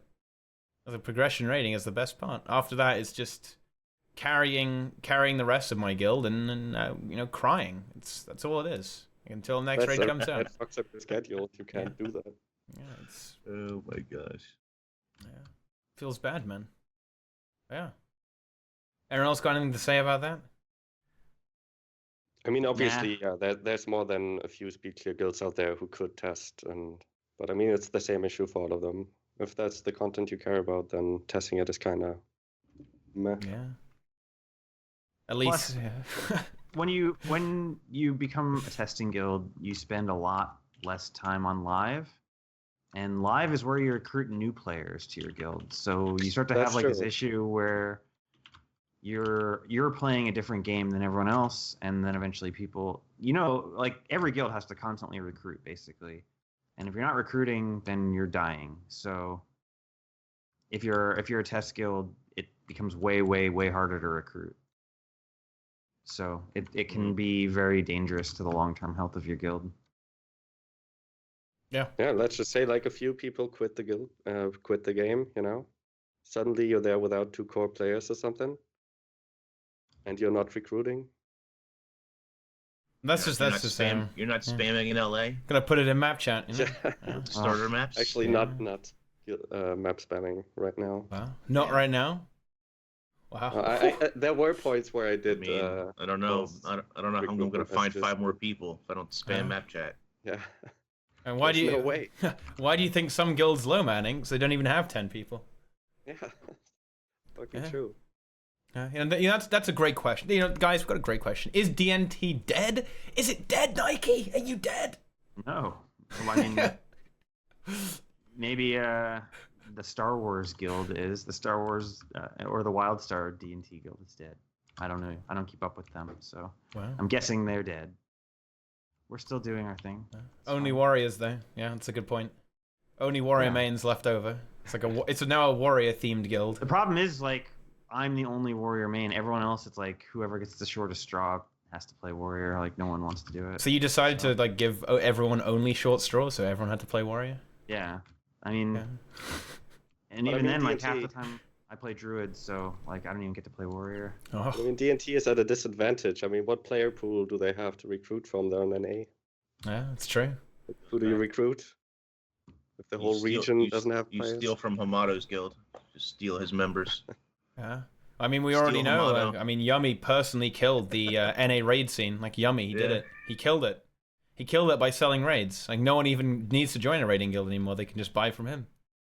Yeah, and then he used mafia tactics to kill the other raid selling guilds. So he has a crazy. Mafia tactics. It's like, how did he kill the entire raiding scene and he's still charging more than like every EU guild? It's crazy. He sent e-girls undercover into other guilds to start drama to destroy them from within. Now we know. Would that work in EU? Would that work in EU? It's working pretty good. Yeah. Trust me, guys. Like a raw duoing is rampant here in EU. Like it's all the time. Like people are ERPing in a raw all the time. It's complete insanity, guys. It's an epidemic and not even the good side. People say dungeons are dead. Oh no. Arar is very much alive. Not true at all. Not true at all. Yeah. Is anyone testing right now? Probably not. Like, I'm not even sure if we're going to get another raid before the expansion, honestly, at this point. Who was testing the last raid, actually? Because I want to have a word with them.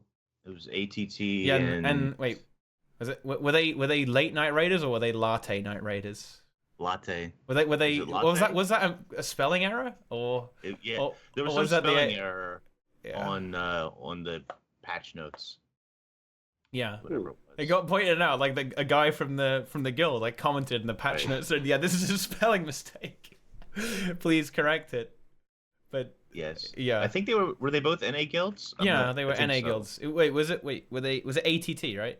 It was a tune. ATT is NA for sure. And then it was this latte. These latte or late night raiders or whatever they're called. Like, yeah, latte. I don't know.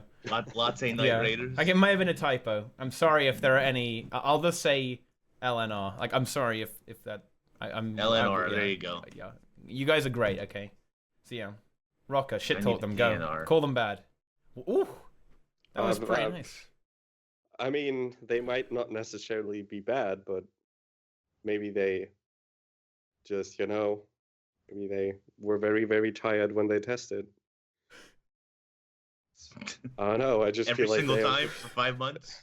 How can you? I don't know. How can you say that Samurok is not too easy? Like, I mean, you just. In fairness, I don't know. At least point out that it them. doesn't have fun mechanics at the same time. I mean, like for encounters like Cairn, I don't mind that they have that they melt rather fast or something, because it's still some gameplay that keeps you involved, right? But Samurok is just straight out boring. It's like dodge and attack every 10 seconds.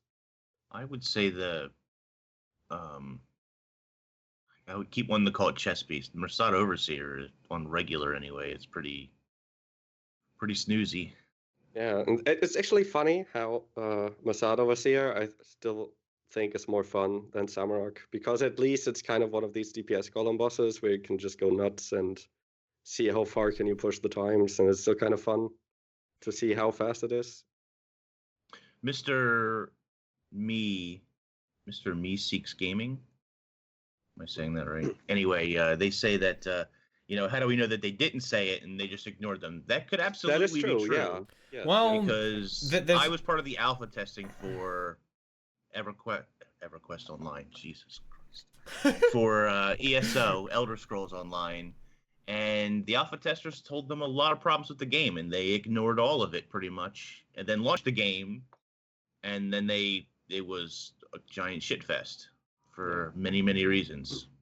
Thankfully, it seems like they've recovered now, but the alpha testers told them that there were a lot of problems throughout the game, and they just said, we'll fix it later. Don't worry about it. It's fine.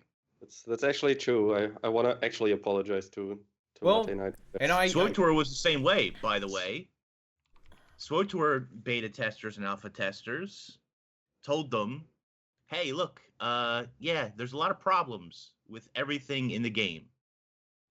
Ilum, for example, was a complete shit show and a mess. And they were just like, it's fine. We'll just put it in. Wars. Put it in the game. Put it in the fine. game. Yeah, it's fine. Well, there is like some people who claim to be from testing the raid did actually whisper me on the stream, like especially on with Samrock bugs. Like when we were doing Samrock CM, they said that they did actually report the bugs, but they just didn't get fixed. Apparently, it was reported quite early on as well. Like obviously, it's not confirmed, guys. It's not confirmed. It's like disclaimer.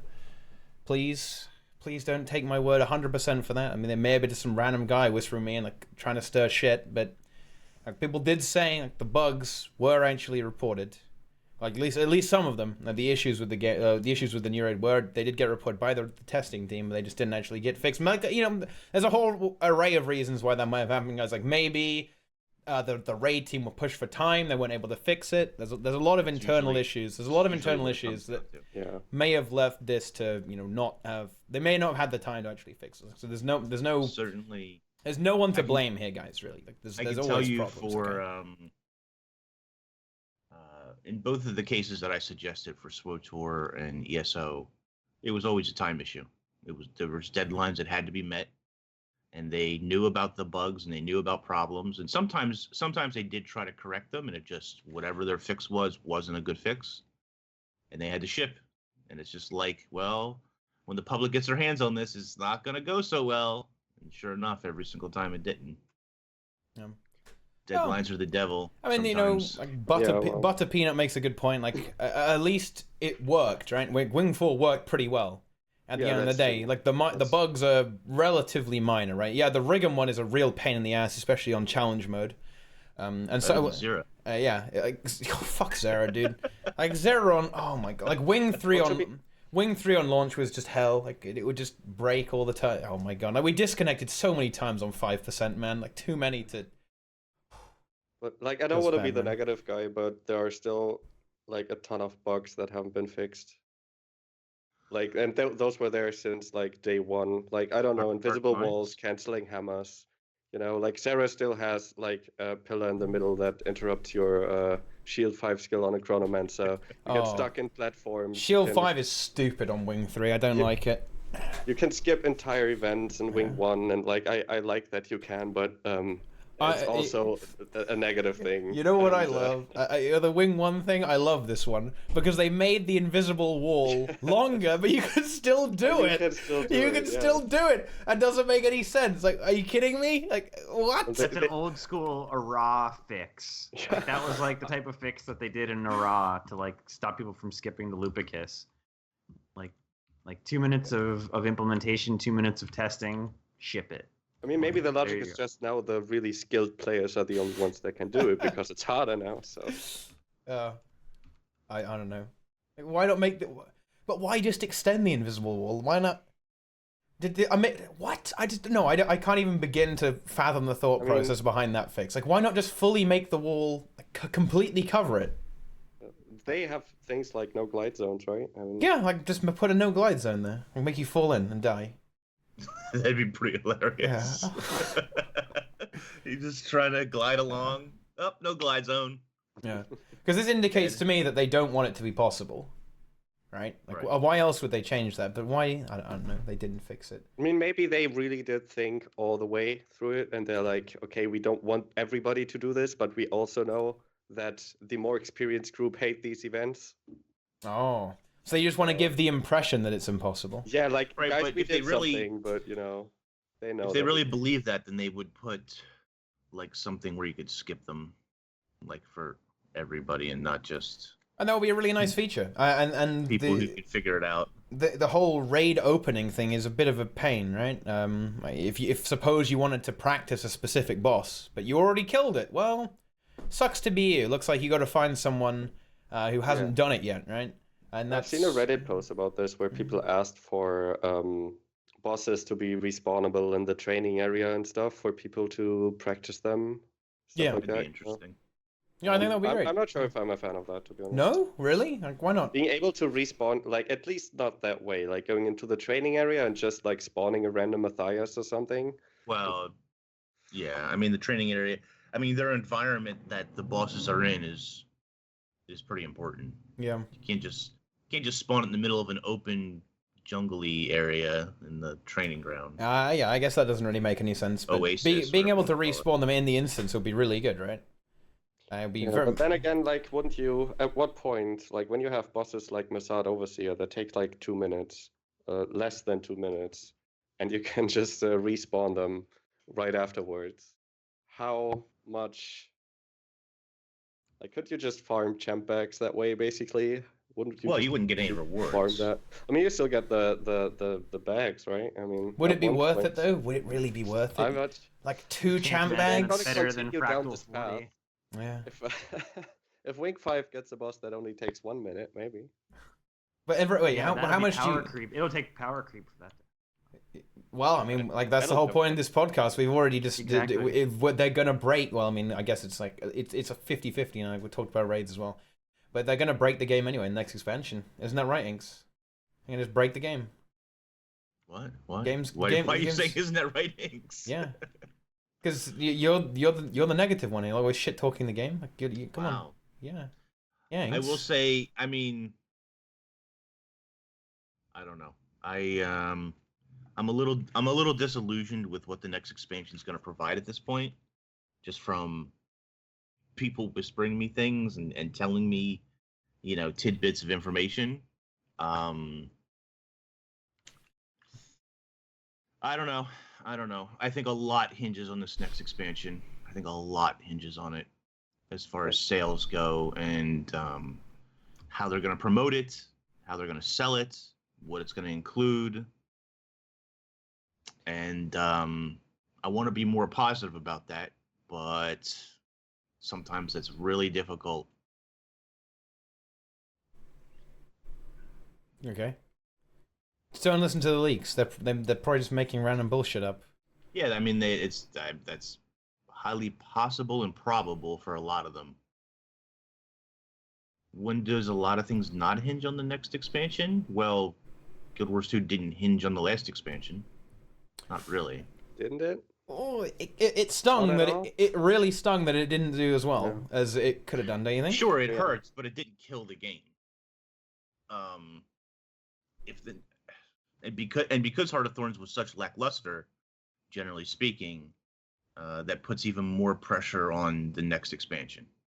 I Well, guess to that's be what honest- I guess that's what I'm trying to put forward. Every expansion Yeah. has a certain amount of pressure on it, has a certain level of expectation that it really needs to meet. But when you have an expansion that does very poorly for a game, the next expansion then has even more pressure put on top of it. Yeah. And what I'm saying is Guild Wars 2's next expansion. Actually, what was the April Fool's page that somebody put up? They called it like Shattered Hope or something. Yeah. Guild Wars That 2 was Shattered Hope. Yeah, fake. So Shattered Hope has, you know, double the pressure than it normally would because Heart of Thorns wasn't that stellar. Yeah, but 3 biomes on all 4 Yeah, maps. 3 biomes. Yeah. 3 biomes, Inks. But The I'm generally optimistic about the next expansion, just because everything that's happened to the game since Collins left has been just better. So I'm not going to blame him entirely, but I mean, that first patch after he left where they saved the game, like that was a pretty big step in the right direction. And then the Living Story patches this season have all been great, like relatively speaking. And like, I don't know, I just think the general direction's been better.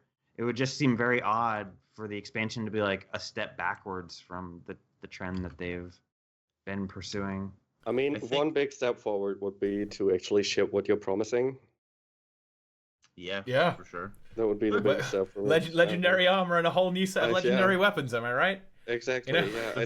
Furry Warp says, couldn't this be a coincidence with Colin leaving and stuff? I don't know that's necessarily a coincidence, and I'm not going to say that it's, all the blame falls on Colin's shoulders. I think that Colin leaving, as well as a bunch of other developers, Colin wasn't the only one. We lost Matt Werfel, and now all the other guys are escaping my brain right now. We lost a bunch of devs that all went to Crucible, basically. But when that happened, and after Heart of Thorns released, and it got a negative response from the players, ArenaNet did a lot of internal restructuring on how the teams are formed, developed, and what they process. And a lot of that is done probably by Mo. It's just a speculative guess on that part, really, because I don't know that we know for sure, but he obviously has a big hand in a lot of that stuff. And so after losing a number of developers and Heart of Thorns not releasing in a positive light, a lot of changes went into effect to what their process is like now. And that process has been fairly positive, I guess, for the most part. Yeah, John Peters, Grouch, there was a bunch of them. So, I'm not going to say like Colin leaving is directly responsible, but him and the other developers leaving after Heart of Thorns and Heart of Thorns' poor reception caused a restructuring on how they do things. Not to mention that I feel like Heart of Thorns was probably more rushed than the next expansion. They've also said before that, they laid down a lot of pipe work, a lot of groundwork for Heart of Thorns that the next expansion shouldn't really have to do. I mean, hopefully, right? Yeah. So that means that they should be able to deliver better on their promises. And I think, for example, if you want to look at Legendary Armor, which we still don't have, soon, yeah. I think they overestimated or underestimated the length of time it took to complete such things. My guess with Legendary Armor is they were probably quote unquote done a while ago, but I mean, way before we saw the preview of Heavy, like way before that. But then, this is just a pet theory, but then when Mo took over, he was like, no, these aren't good enough, back to the drawing board. Because it seems like did they really not start developing it till after the raid, like after Wing 1? Like, it seems like Heart of Thorns development started before January of what, 2015. Like, so that means they didn't start Legend. It's just inconceivable that they didn't start it till much recently. I feel like they must have scrapped it and started over a couple times. Yep. It's definitely possible. Definitely possible. Absolutely agree. I think that they were somewhere along the lines of, I think they had made some progress on it, didn't like whatever it was, scrapped. I mean, and this is not the first time they would have done something like that, where they just scrap it and start over. And because armor takes them so long, for whatever reason, rigging and modeling and so forth, then we're still waiting. Yeah, April 20th. April 20th. That's what they say. Sweet. That's what they say. That's a Thursday, though. I don't know. Oh. I think it might be the Tuesday after. April 8th. Yeah, it won't. 25th. 25th. 25th. I don't know. They're just expecting. I've heard it's done. I've heard the armor's done. Like that it's. It's just waiting to be put into the game. Like they just need. I would believe that. I would believe that because Mo is not the kind of person to tell you that something is probably or maybe going to be in the next release without having known that it's done.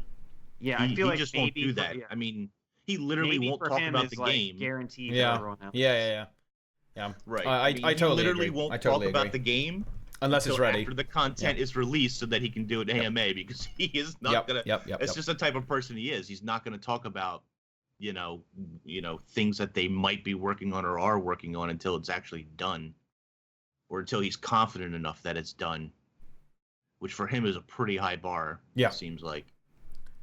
Absolutely agree on that. If Mo says that it's maybe going to be coming on the next release, it's coming on the next release.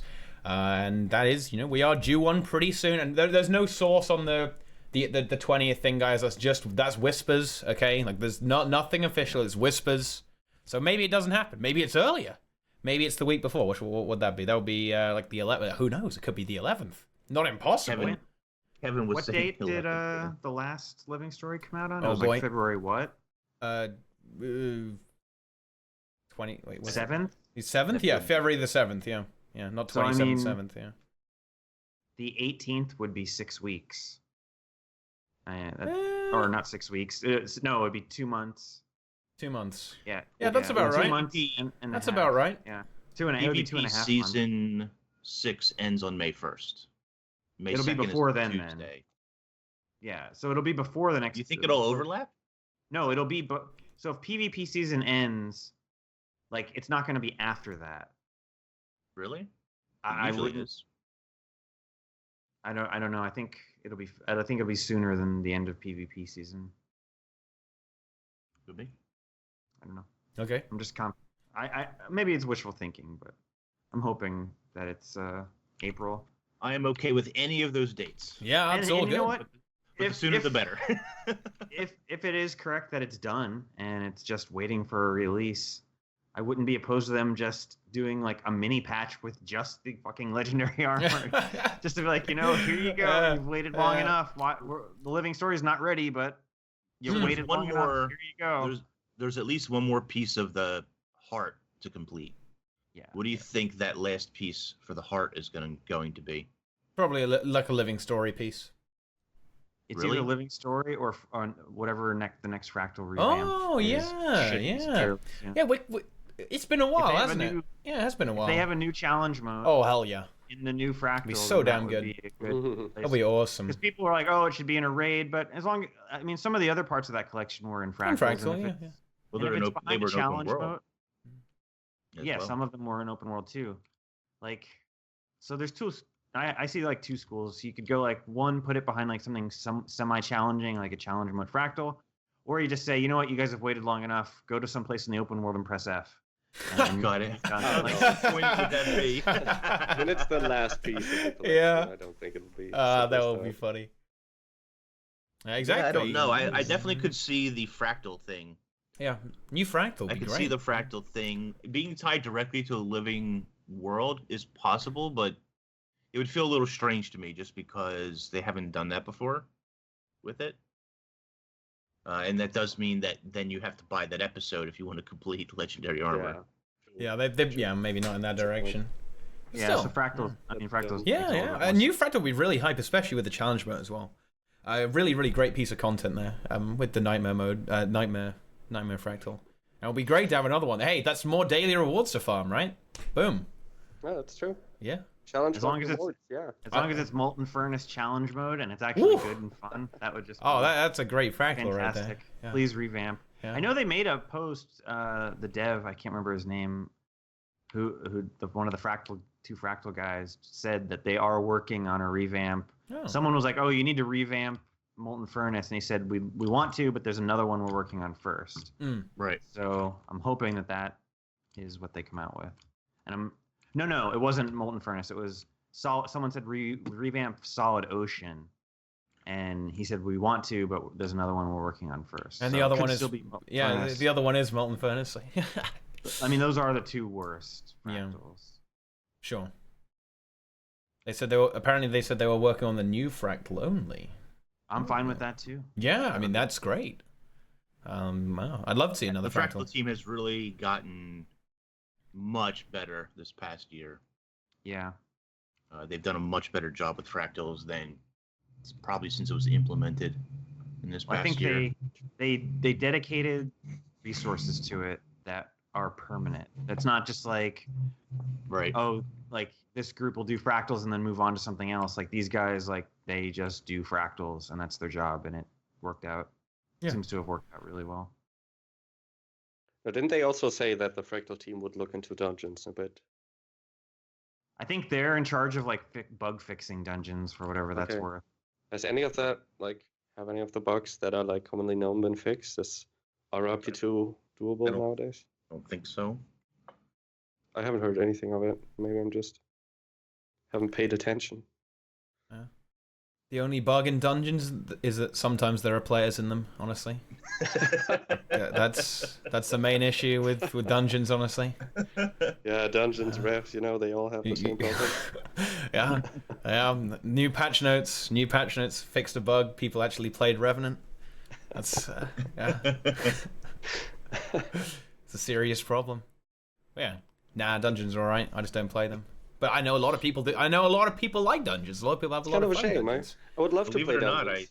I still need to collect like I think I need like 4 dungeons I have yet to complete the armor sets on yet.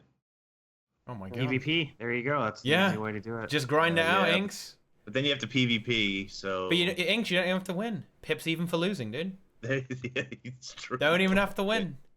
Just Don't even have to win. Yeah. But yeah, I'd love to do a dungeon tour every now and then, but like it's just so hard to find people for it. Even the dungeon enthusiasts in our guild don't want to run dungeons anymore because like people got out of touch with the tactics, and you'd always have that one person that doesn't know the tactics, and then everybody would have to wait. According to and, like, Reddit, the main reason people are leaving the game is lack of dungeon support.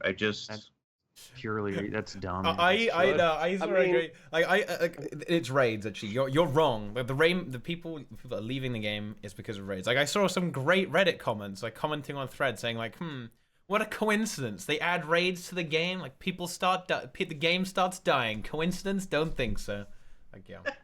but together. The game's dying because they didn't implement fishing in the X pack, and that's all that people want, according to like all the threads about what should they add to the game. It's like fishing. Like I've never played a game that had fishing. I've never played a game that had fishing. What is so compelling about fishing that It's that boring everyone- AFK. I have played games with fishing, and I've never fished in these games. I don't know. it just I seems like have. that's like the It's number boring. one desire. It's But boring as all hell. now, one thing that I'm gonna give to the people that say that people leave the game because of dungeons is that dungeons are when you start the game, like when you're completely new to the game and you hit level 30 or something, then the first thing you're hyped about in this game is, oh, I can go to the dungeon, and then you find out nobody else goes into dungeons anymore. Right. Apparently, this is terrible, and like, you know, what is there? Like, I have like 50 more levels to do, and I'm finally looking forward to this thing that might give me like a level boost, my first nice drops or first actual content to play, and yeah, and there's nothing there.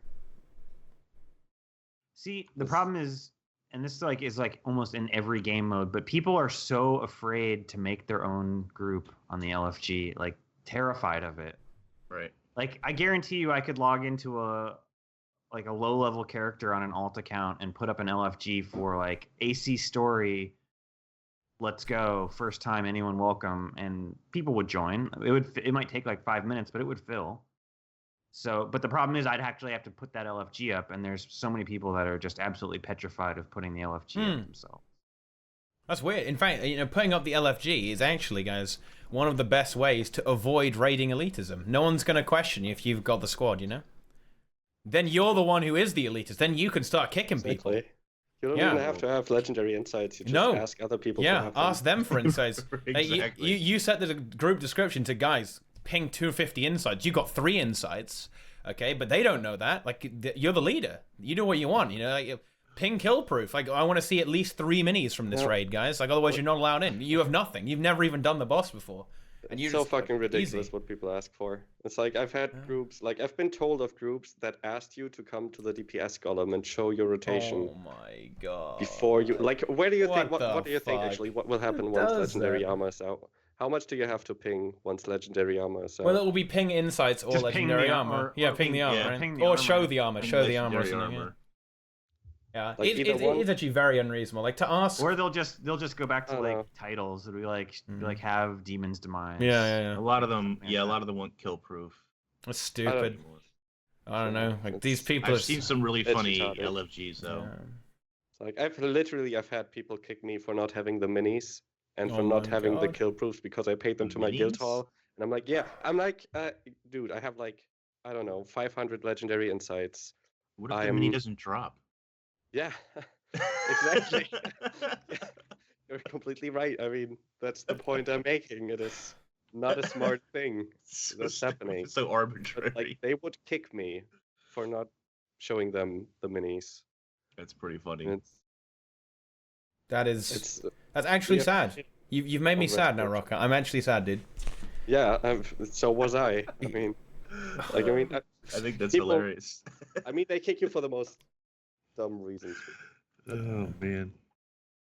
On the topic of dungeons, so a long time ago, I made a video about how the dungeon nerfs made players bad because they weren't learning the basic skills that you learned to dungeons. So when they transitioned to raids, they were lacking certain basic skills.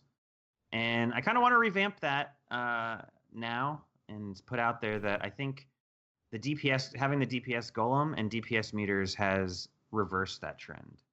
And now you have a situation where people don't need to do dungeons to get good at the game. They can practice their DPS rotations, and they have DPS meters that can let them know what mechanics they're failing or what they're doing poorly with their class, and they can use that as sort of their education thing.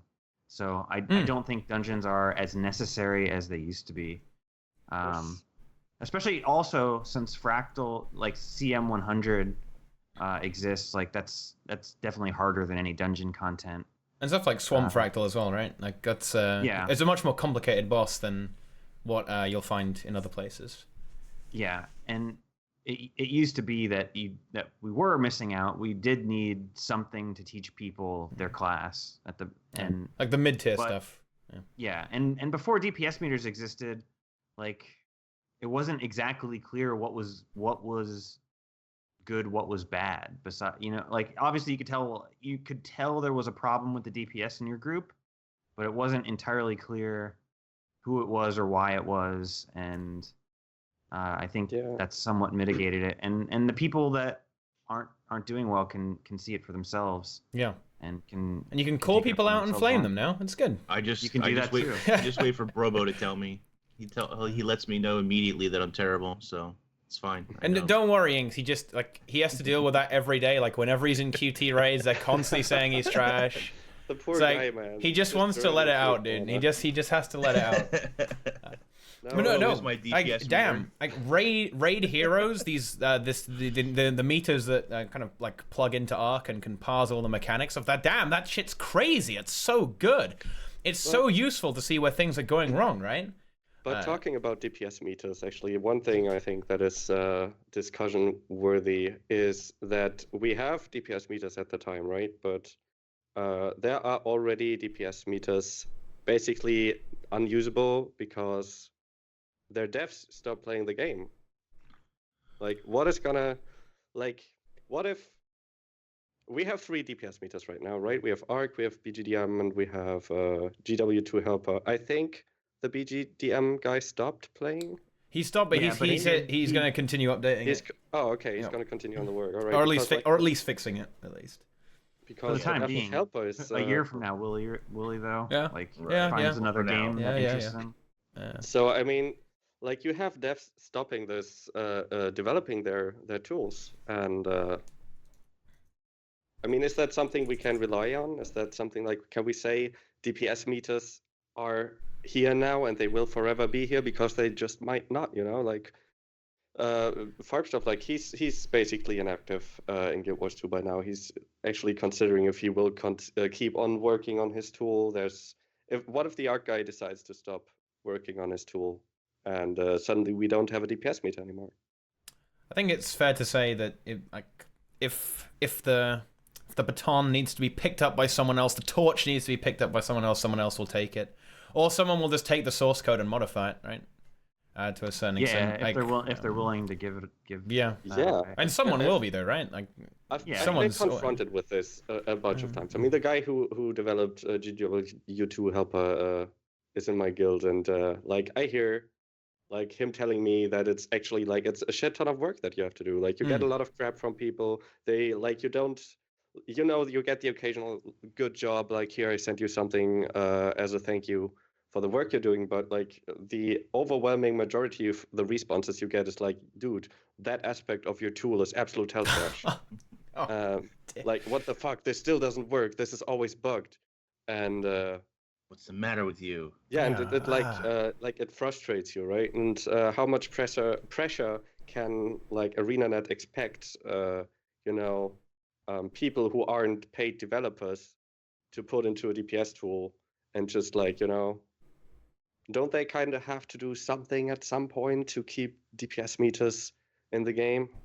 I think Rim made a good point in chat that the biggest WoW add-ons have Patreons to keep them going.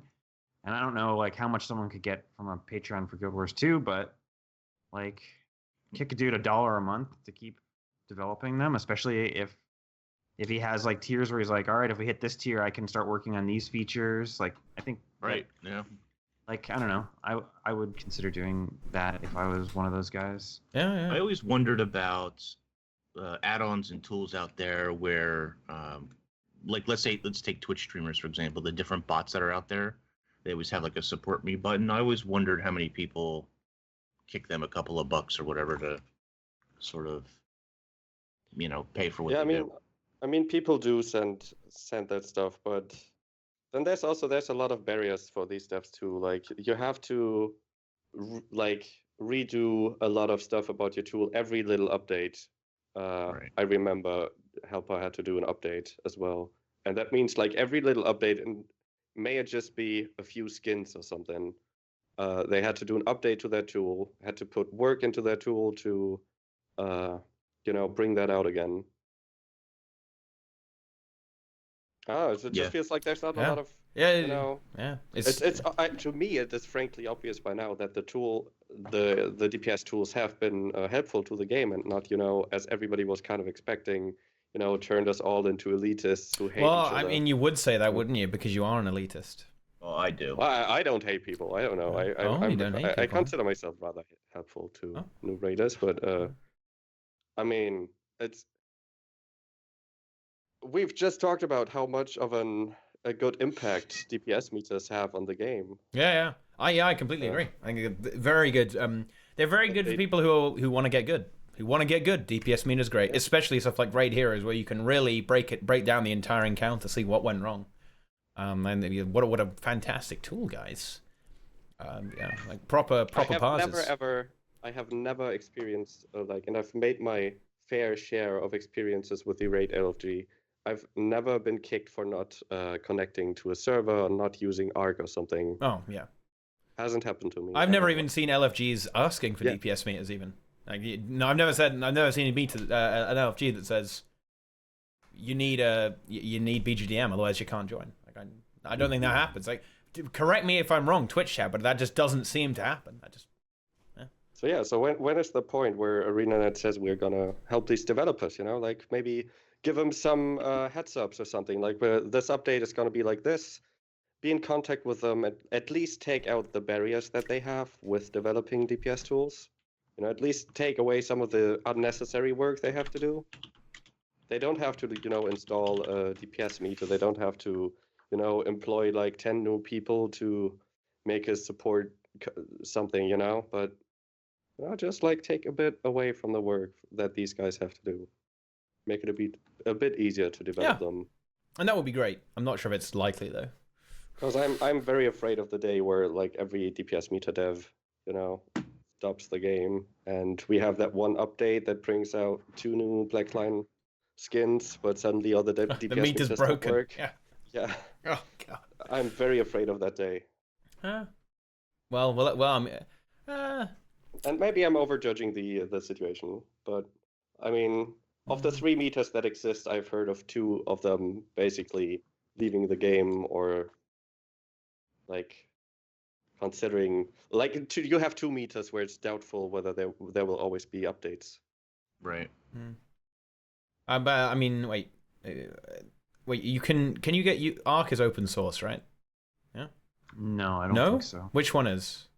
None of them. None of them? Oh shit. Well, okay. Never mind then. Well, I mean, if they really wanted to, like, and this is gonna depend on the individual, obviously, but if it was me and I was leaving the game, I would make it open source and somebody else can. Yeah, just take over. Yeah, what they should do is find someone else who they know is a good coder that wants to take it up, not necessarily make it open source, because I think the fear of making it open source is that someone's going to put a keylogger in it, something like that. So you find someone else who you trust their skills of coding, and you let them have the code. Yeah, and they won't hack you. But like, yeah, a lot of it is because these DPS meters are a hack essentially. They're not based on an API. If it was a public API that they were hooking into, I suppose. Yeah. It wouldn't require as much heavy lifting from the developers of them to keep them up to date. If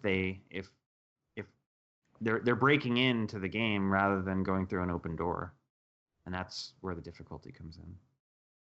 Do you think stuff like Guild Wars 2 Taco makes the player base less competent? Yes.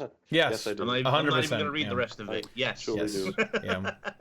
I've never Especially used that. I have no idea what it is. Yeah. I've never used it, but I see plenty of videos where it is being used, and I've seen the updates where to it. Like there is like an in-depth Taco. What is it? An add-on, I guess. Yeah. Or whatever for SAB.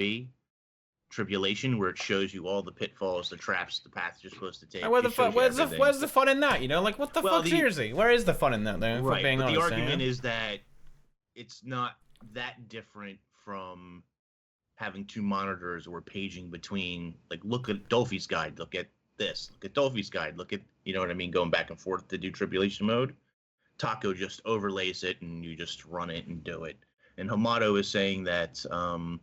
He's heard several times, apparently, or in Pugs, he's heard people say, Taco doesn't work, that's why I'm missing bomb throws at Sabbatha, for example. And I've been in the same That's situation. a person I would kick.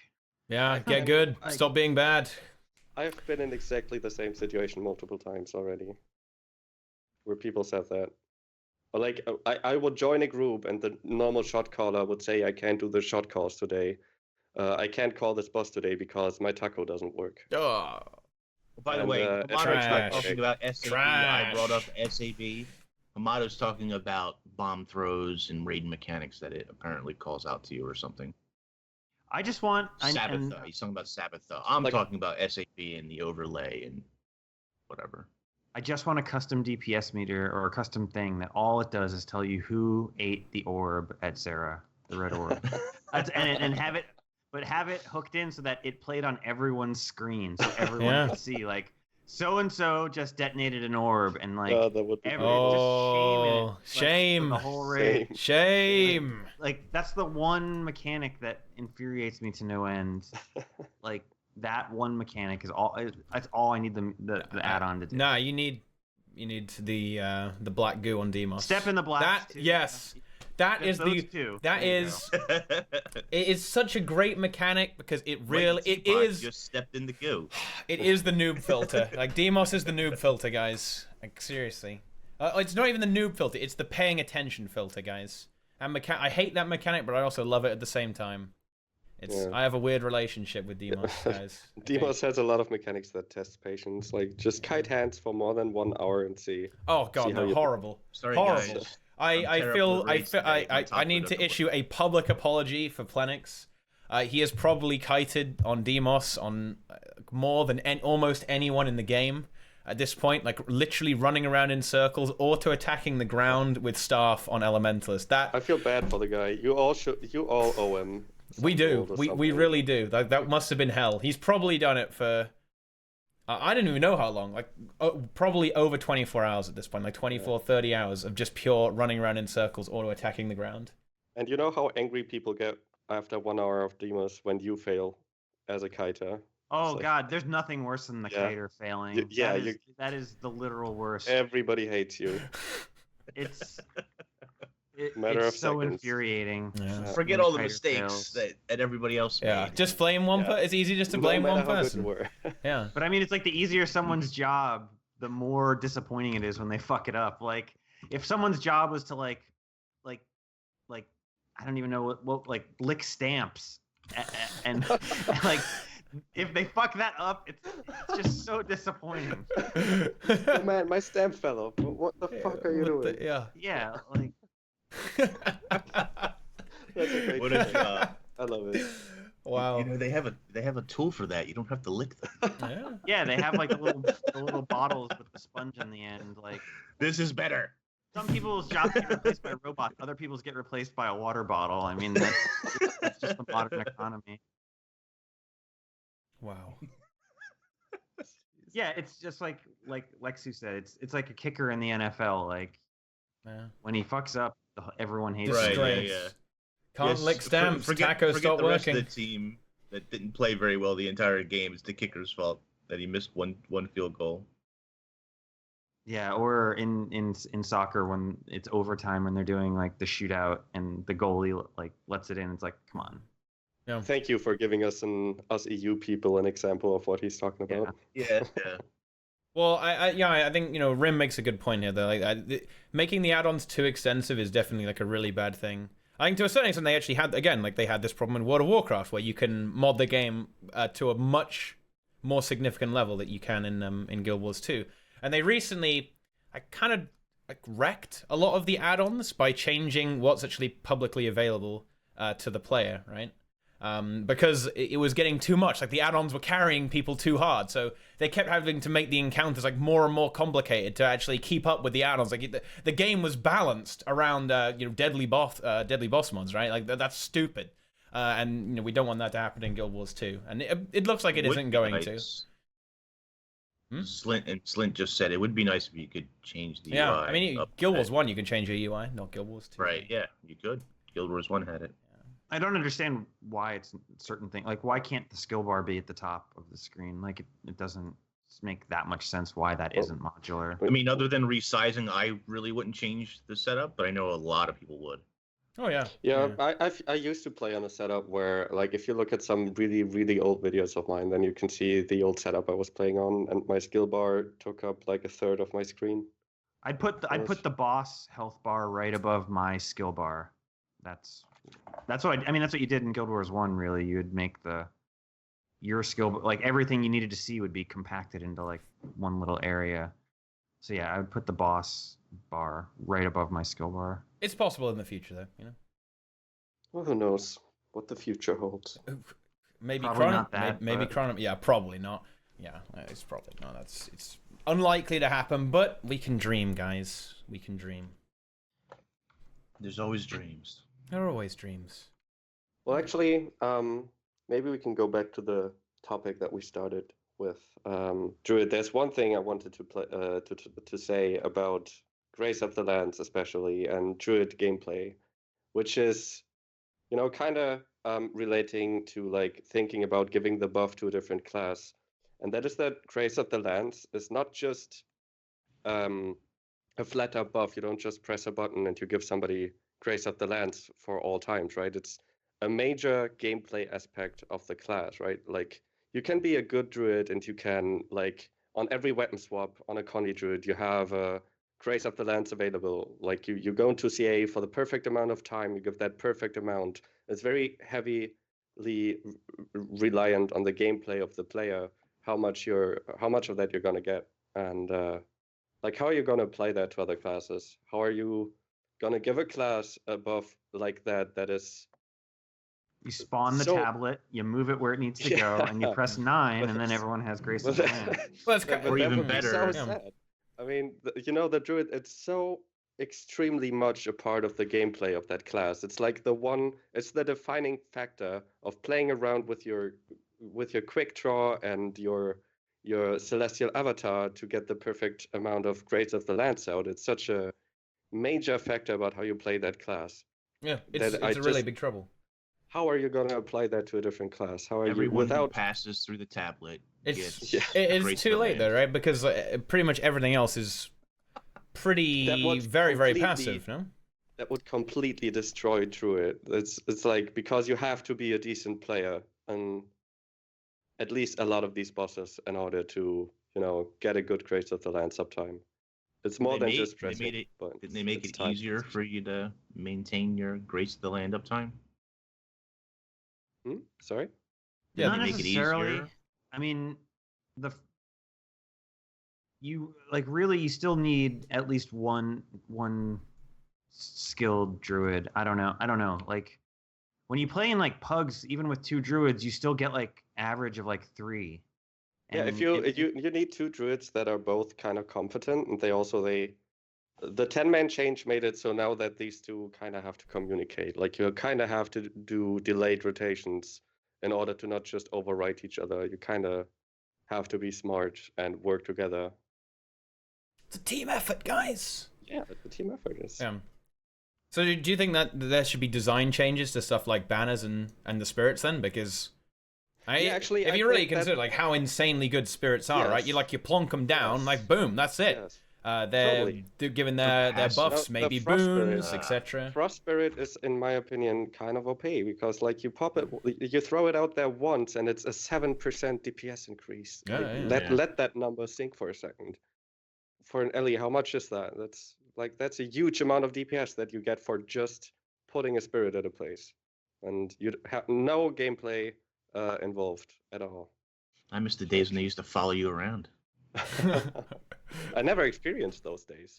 No? No, You missed some good times. The little guys who follow you all over the place. How can I even call myself a Druid main? That was the fun in PvP when you had Zoo Rangers that ran Rangers. Just run Torah NGs and Zoo Rangers, Unleash the zoo. Yeah. Now somebody says Grace of the Lands encourages overhealing, and I do kind of disagree with that because you don't play unless you play with a healing spec or something, which you don't usually. I don't know. Like if you're in a static group or something, at some point you stop playing with healing specs, or I don't know. Maybe not everyone does, but me personally, we barely ever play with the healing spec. So you don't overheal. You are basically under healing. Actually, you don't even do it for the heal. You're just like you're just a buffer, Grace of the Land zone. This is the zone where you get Grace of the Lands. You don't heal with that. In the with the more advanced tactics, it's just a case of you're topping people off to get the scholar buff, or maybe if you've got power, and then you're just there to buff the team because Grace of the Land's pretty good. Like nice little, it's a side effect. Exactly, it's a side effect. It's a side effect of the buffing, right? Because if you were going to take a class for the healing, you just take Healing Tempest. But I think that's actually, that's cool, Like you have that skill that buffs people. Exactly. And it's like in a range around you, and it's like a limited time. It's based on an energy system that you have to fill up throughout your rotation. You have to. There's so much that plays into a good Grace of the Lands uptime. Yeah. Or like at least to give you that little nudge that makes you like really good at it. Like the skill gap between average of 3 stacks and 4 stacks is huge. It works out to be 2% damage boost, but that 2% is like the most insane skill gap. It's pretty wild, like the difference. And then you can go even further, and you can go into bosses like Slothosaur, where you now play Condi Druids with another axe offhand, and suddenly you have that one weapon set that you don't want to.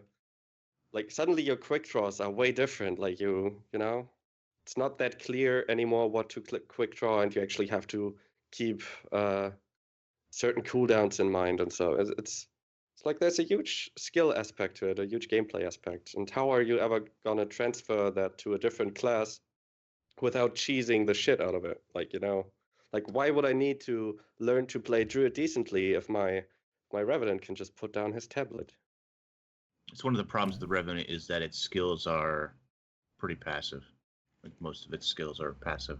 Yeah. And I'm not even like It doesn't even have to be Revenant. It could be any class. But how are you going to translate Sure, that? the game is full of passive skills. Right. It is. What? Yeah. That's right. Yeah. Just the way you said it, man. It's just the way. Yeah, the game is full of passives. But I think to get back to the power creep thing too in the original topic, right now, like you said, the meta classes or the meta raid comps, like whichever way you choose to go, make around 200,000 DPS, like against a golem. So what they do in the future has to probably stay within that framework because it seems to be the target that they want people to do. Just based on the fact that every DPS class is sort of within the same like 30 to 32k range. So you just got like any solution has to keep that in mind. Like if you come up with a solution that's going to end up pushing it to like 220, 230, 240, that's probably not a realistic solution. Actually, funny the kind of numbers we're talking about. Like if we keep it at 200k group DPS, then that's not power creep, and then you have a boss like Gorseville that if you hit 96k group DPS, you can cheese the main mechanic, which is using updrafts. Yeah. And that's all you need. And that's how the bosses are balanced. I like that bad. Pugs have a better time no updrafting now than taking the updraft. Because it makes the fight easier, right?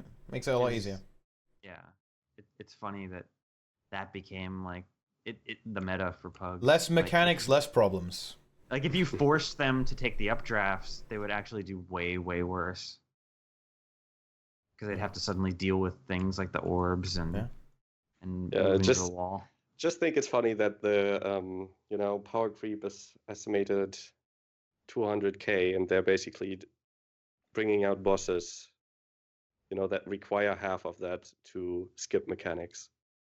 Just think but just think like let's say we had today's knowledge of gameplay back when Wing 1 launched. The meta comps would be putting out like 260k DPS from the extra Alacrity and the OP Ellie and the OP Warrior. Like it would have been the most like over the top damage. Yeah. Well, I mean, it was probably not intentional, but that was because no one really knew. Like the whole 10-man thing was new. So, like people didn't really know about like how. Well, I mean, look, people weren't doing with quickness, right? Like quickness wasn't really my big thing. I imagine like Grace of the Land wasn't that much of a thing. Like people would run with one Druid, stuff like that. First month of raiding, I don't think I ever had quickness.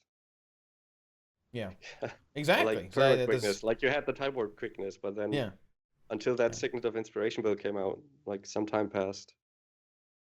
Yeah, at least a couple of weeks. Exactly. Old Alacrity, damn. Imagine older Alacrity, guys. Oh god, holy shit.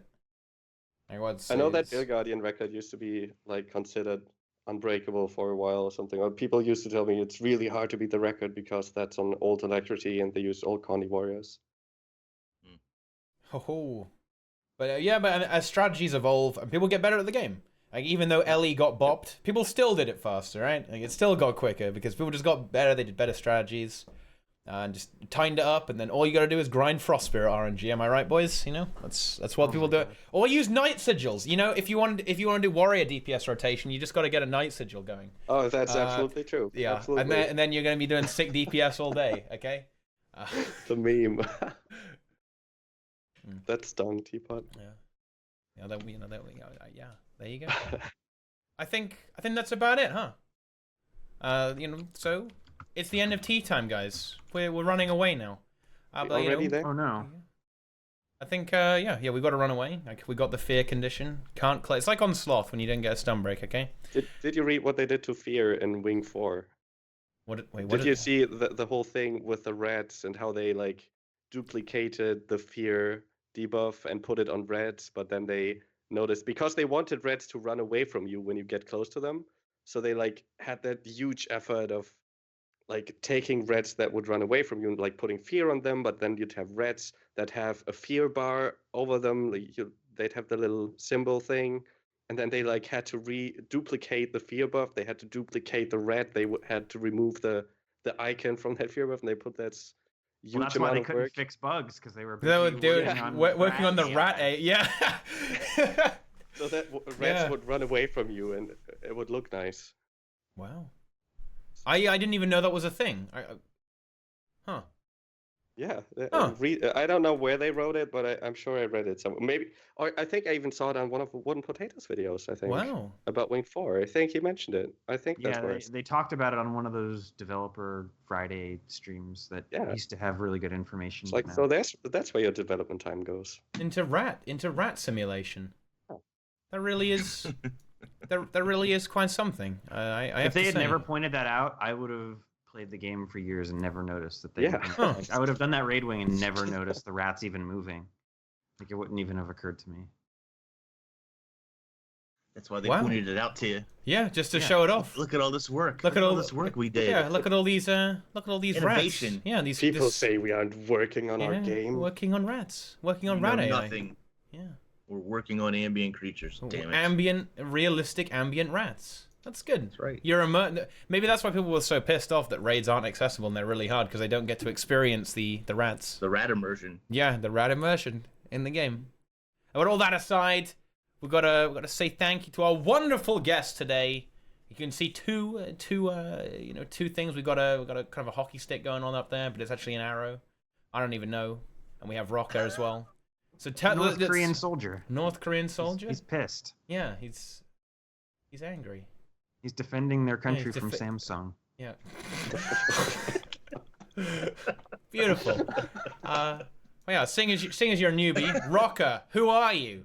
I mean, all right. I'm Roca. Yeah, I'm from Lucky Noobs. I am a raid player. I also stream. I also do YouTube. I upload kills to my YouTube. Always slightly worse than QT, obviously. All the same stretch though, because that's how I get my content. I steal stuff. And yeah, go check out my Twitch channel. Do it.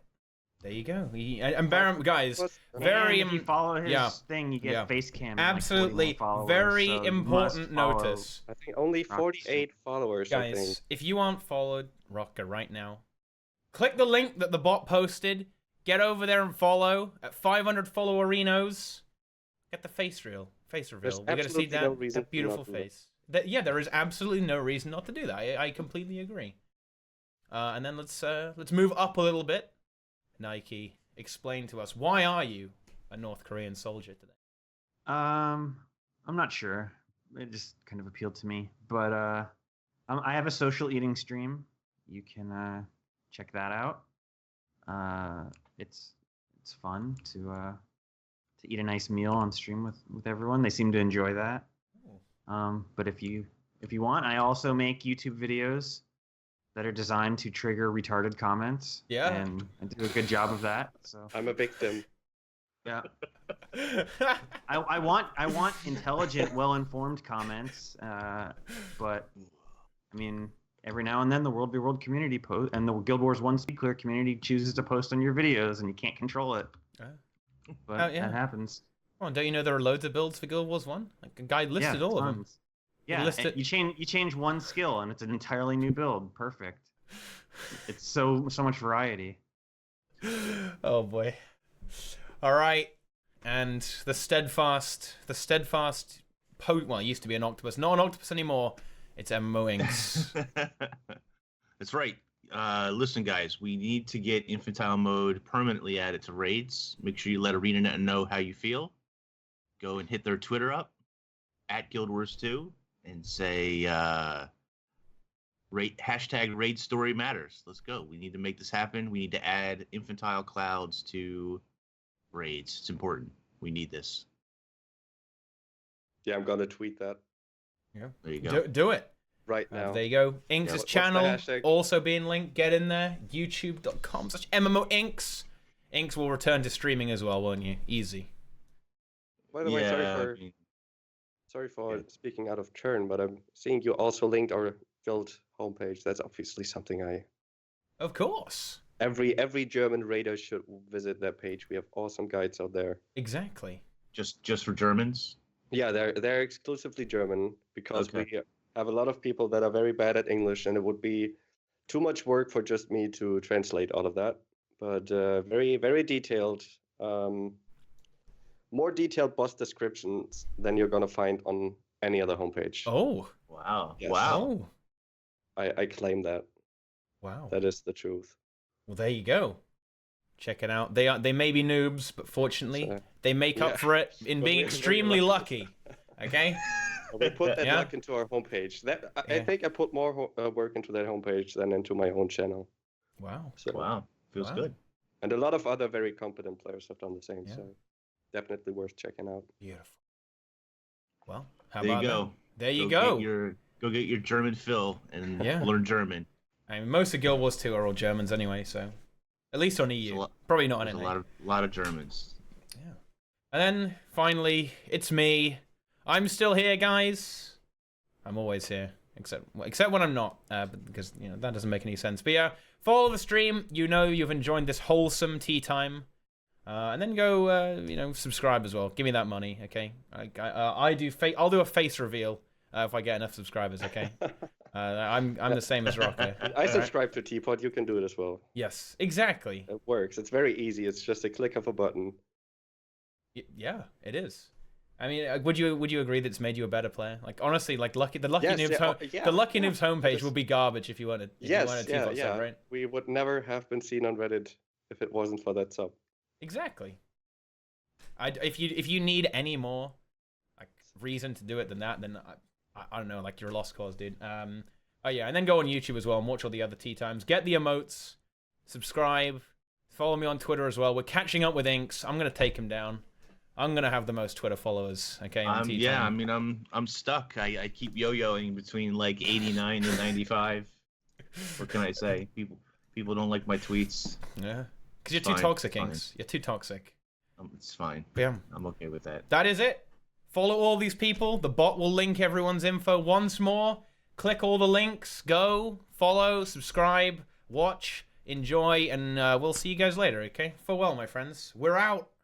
Yeah, exactly. Go subscribe to Nike as well, because you could get Brazil. You could have Brazil's face. It's the last place you'll ever see his face. Yeah, yeah. Feels bad, man. Yeah, it's true. All right. See you later, guys. Thanks for watching.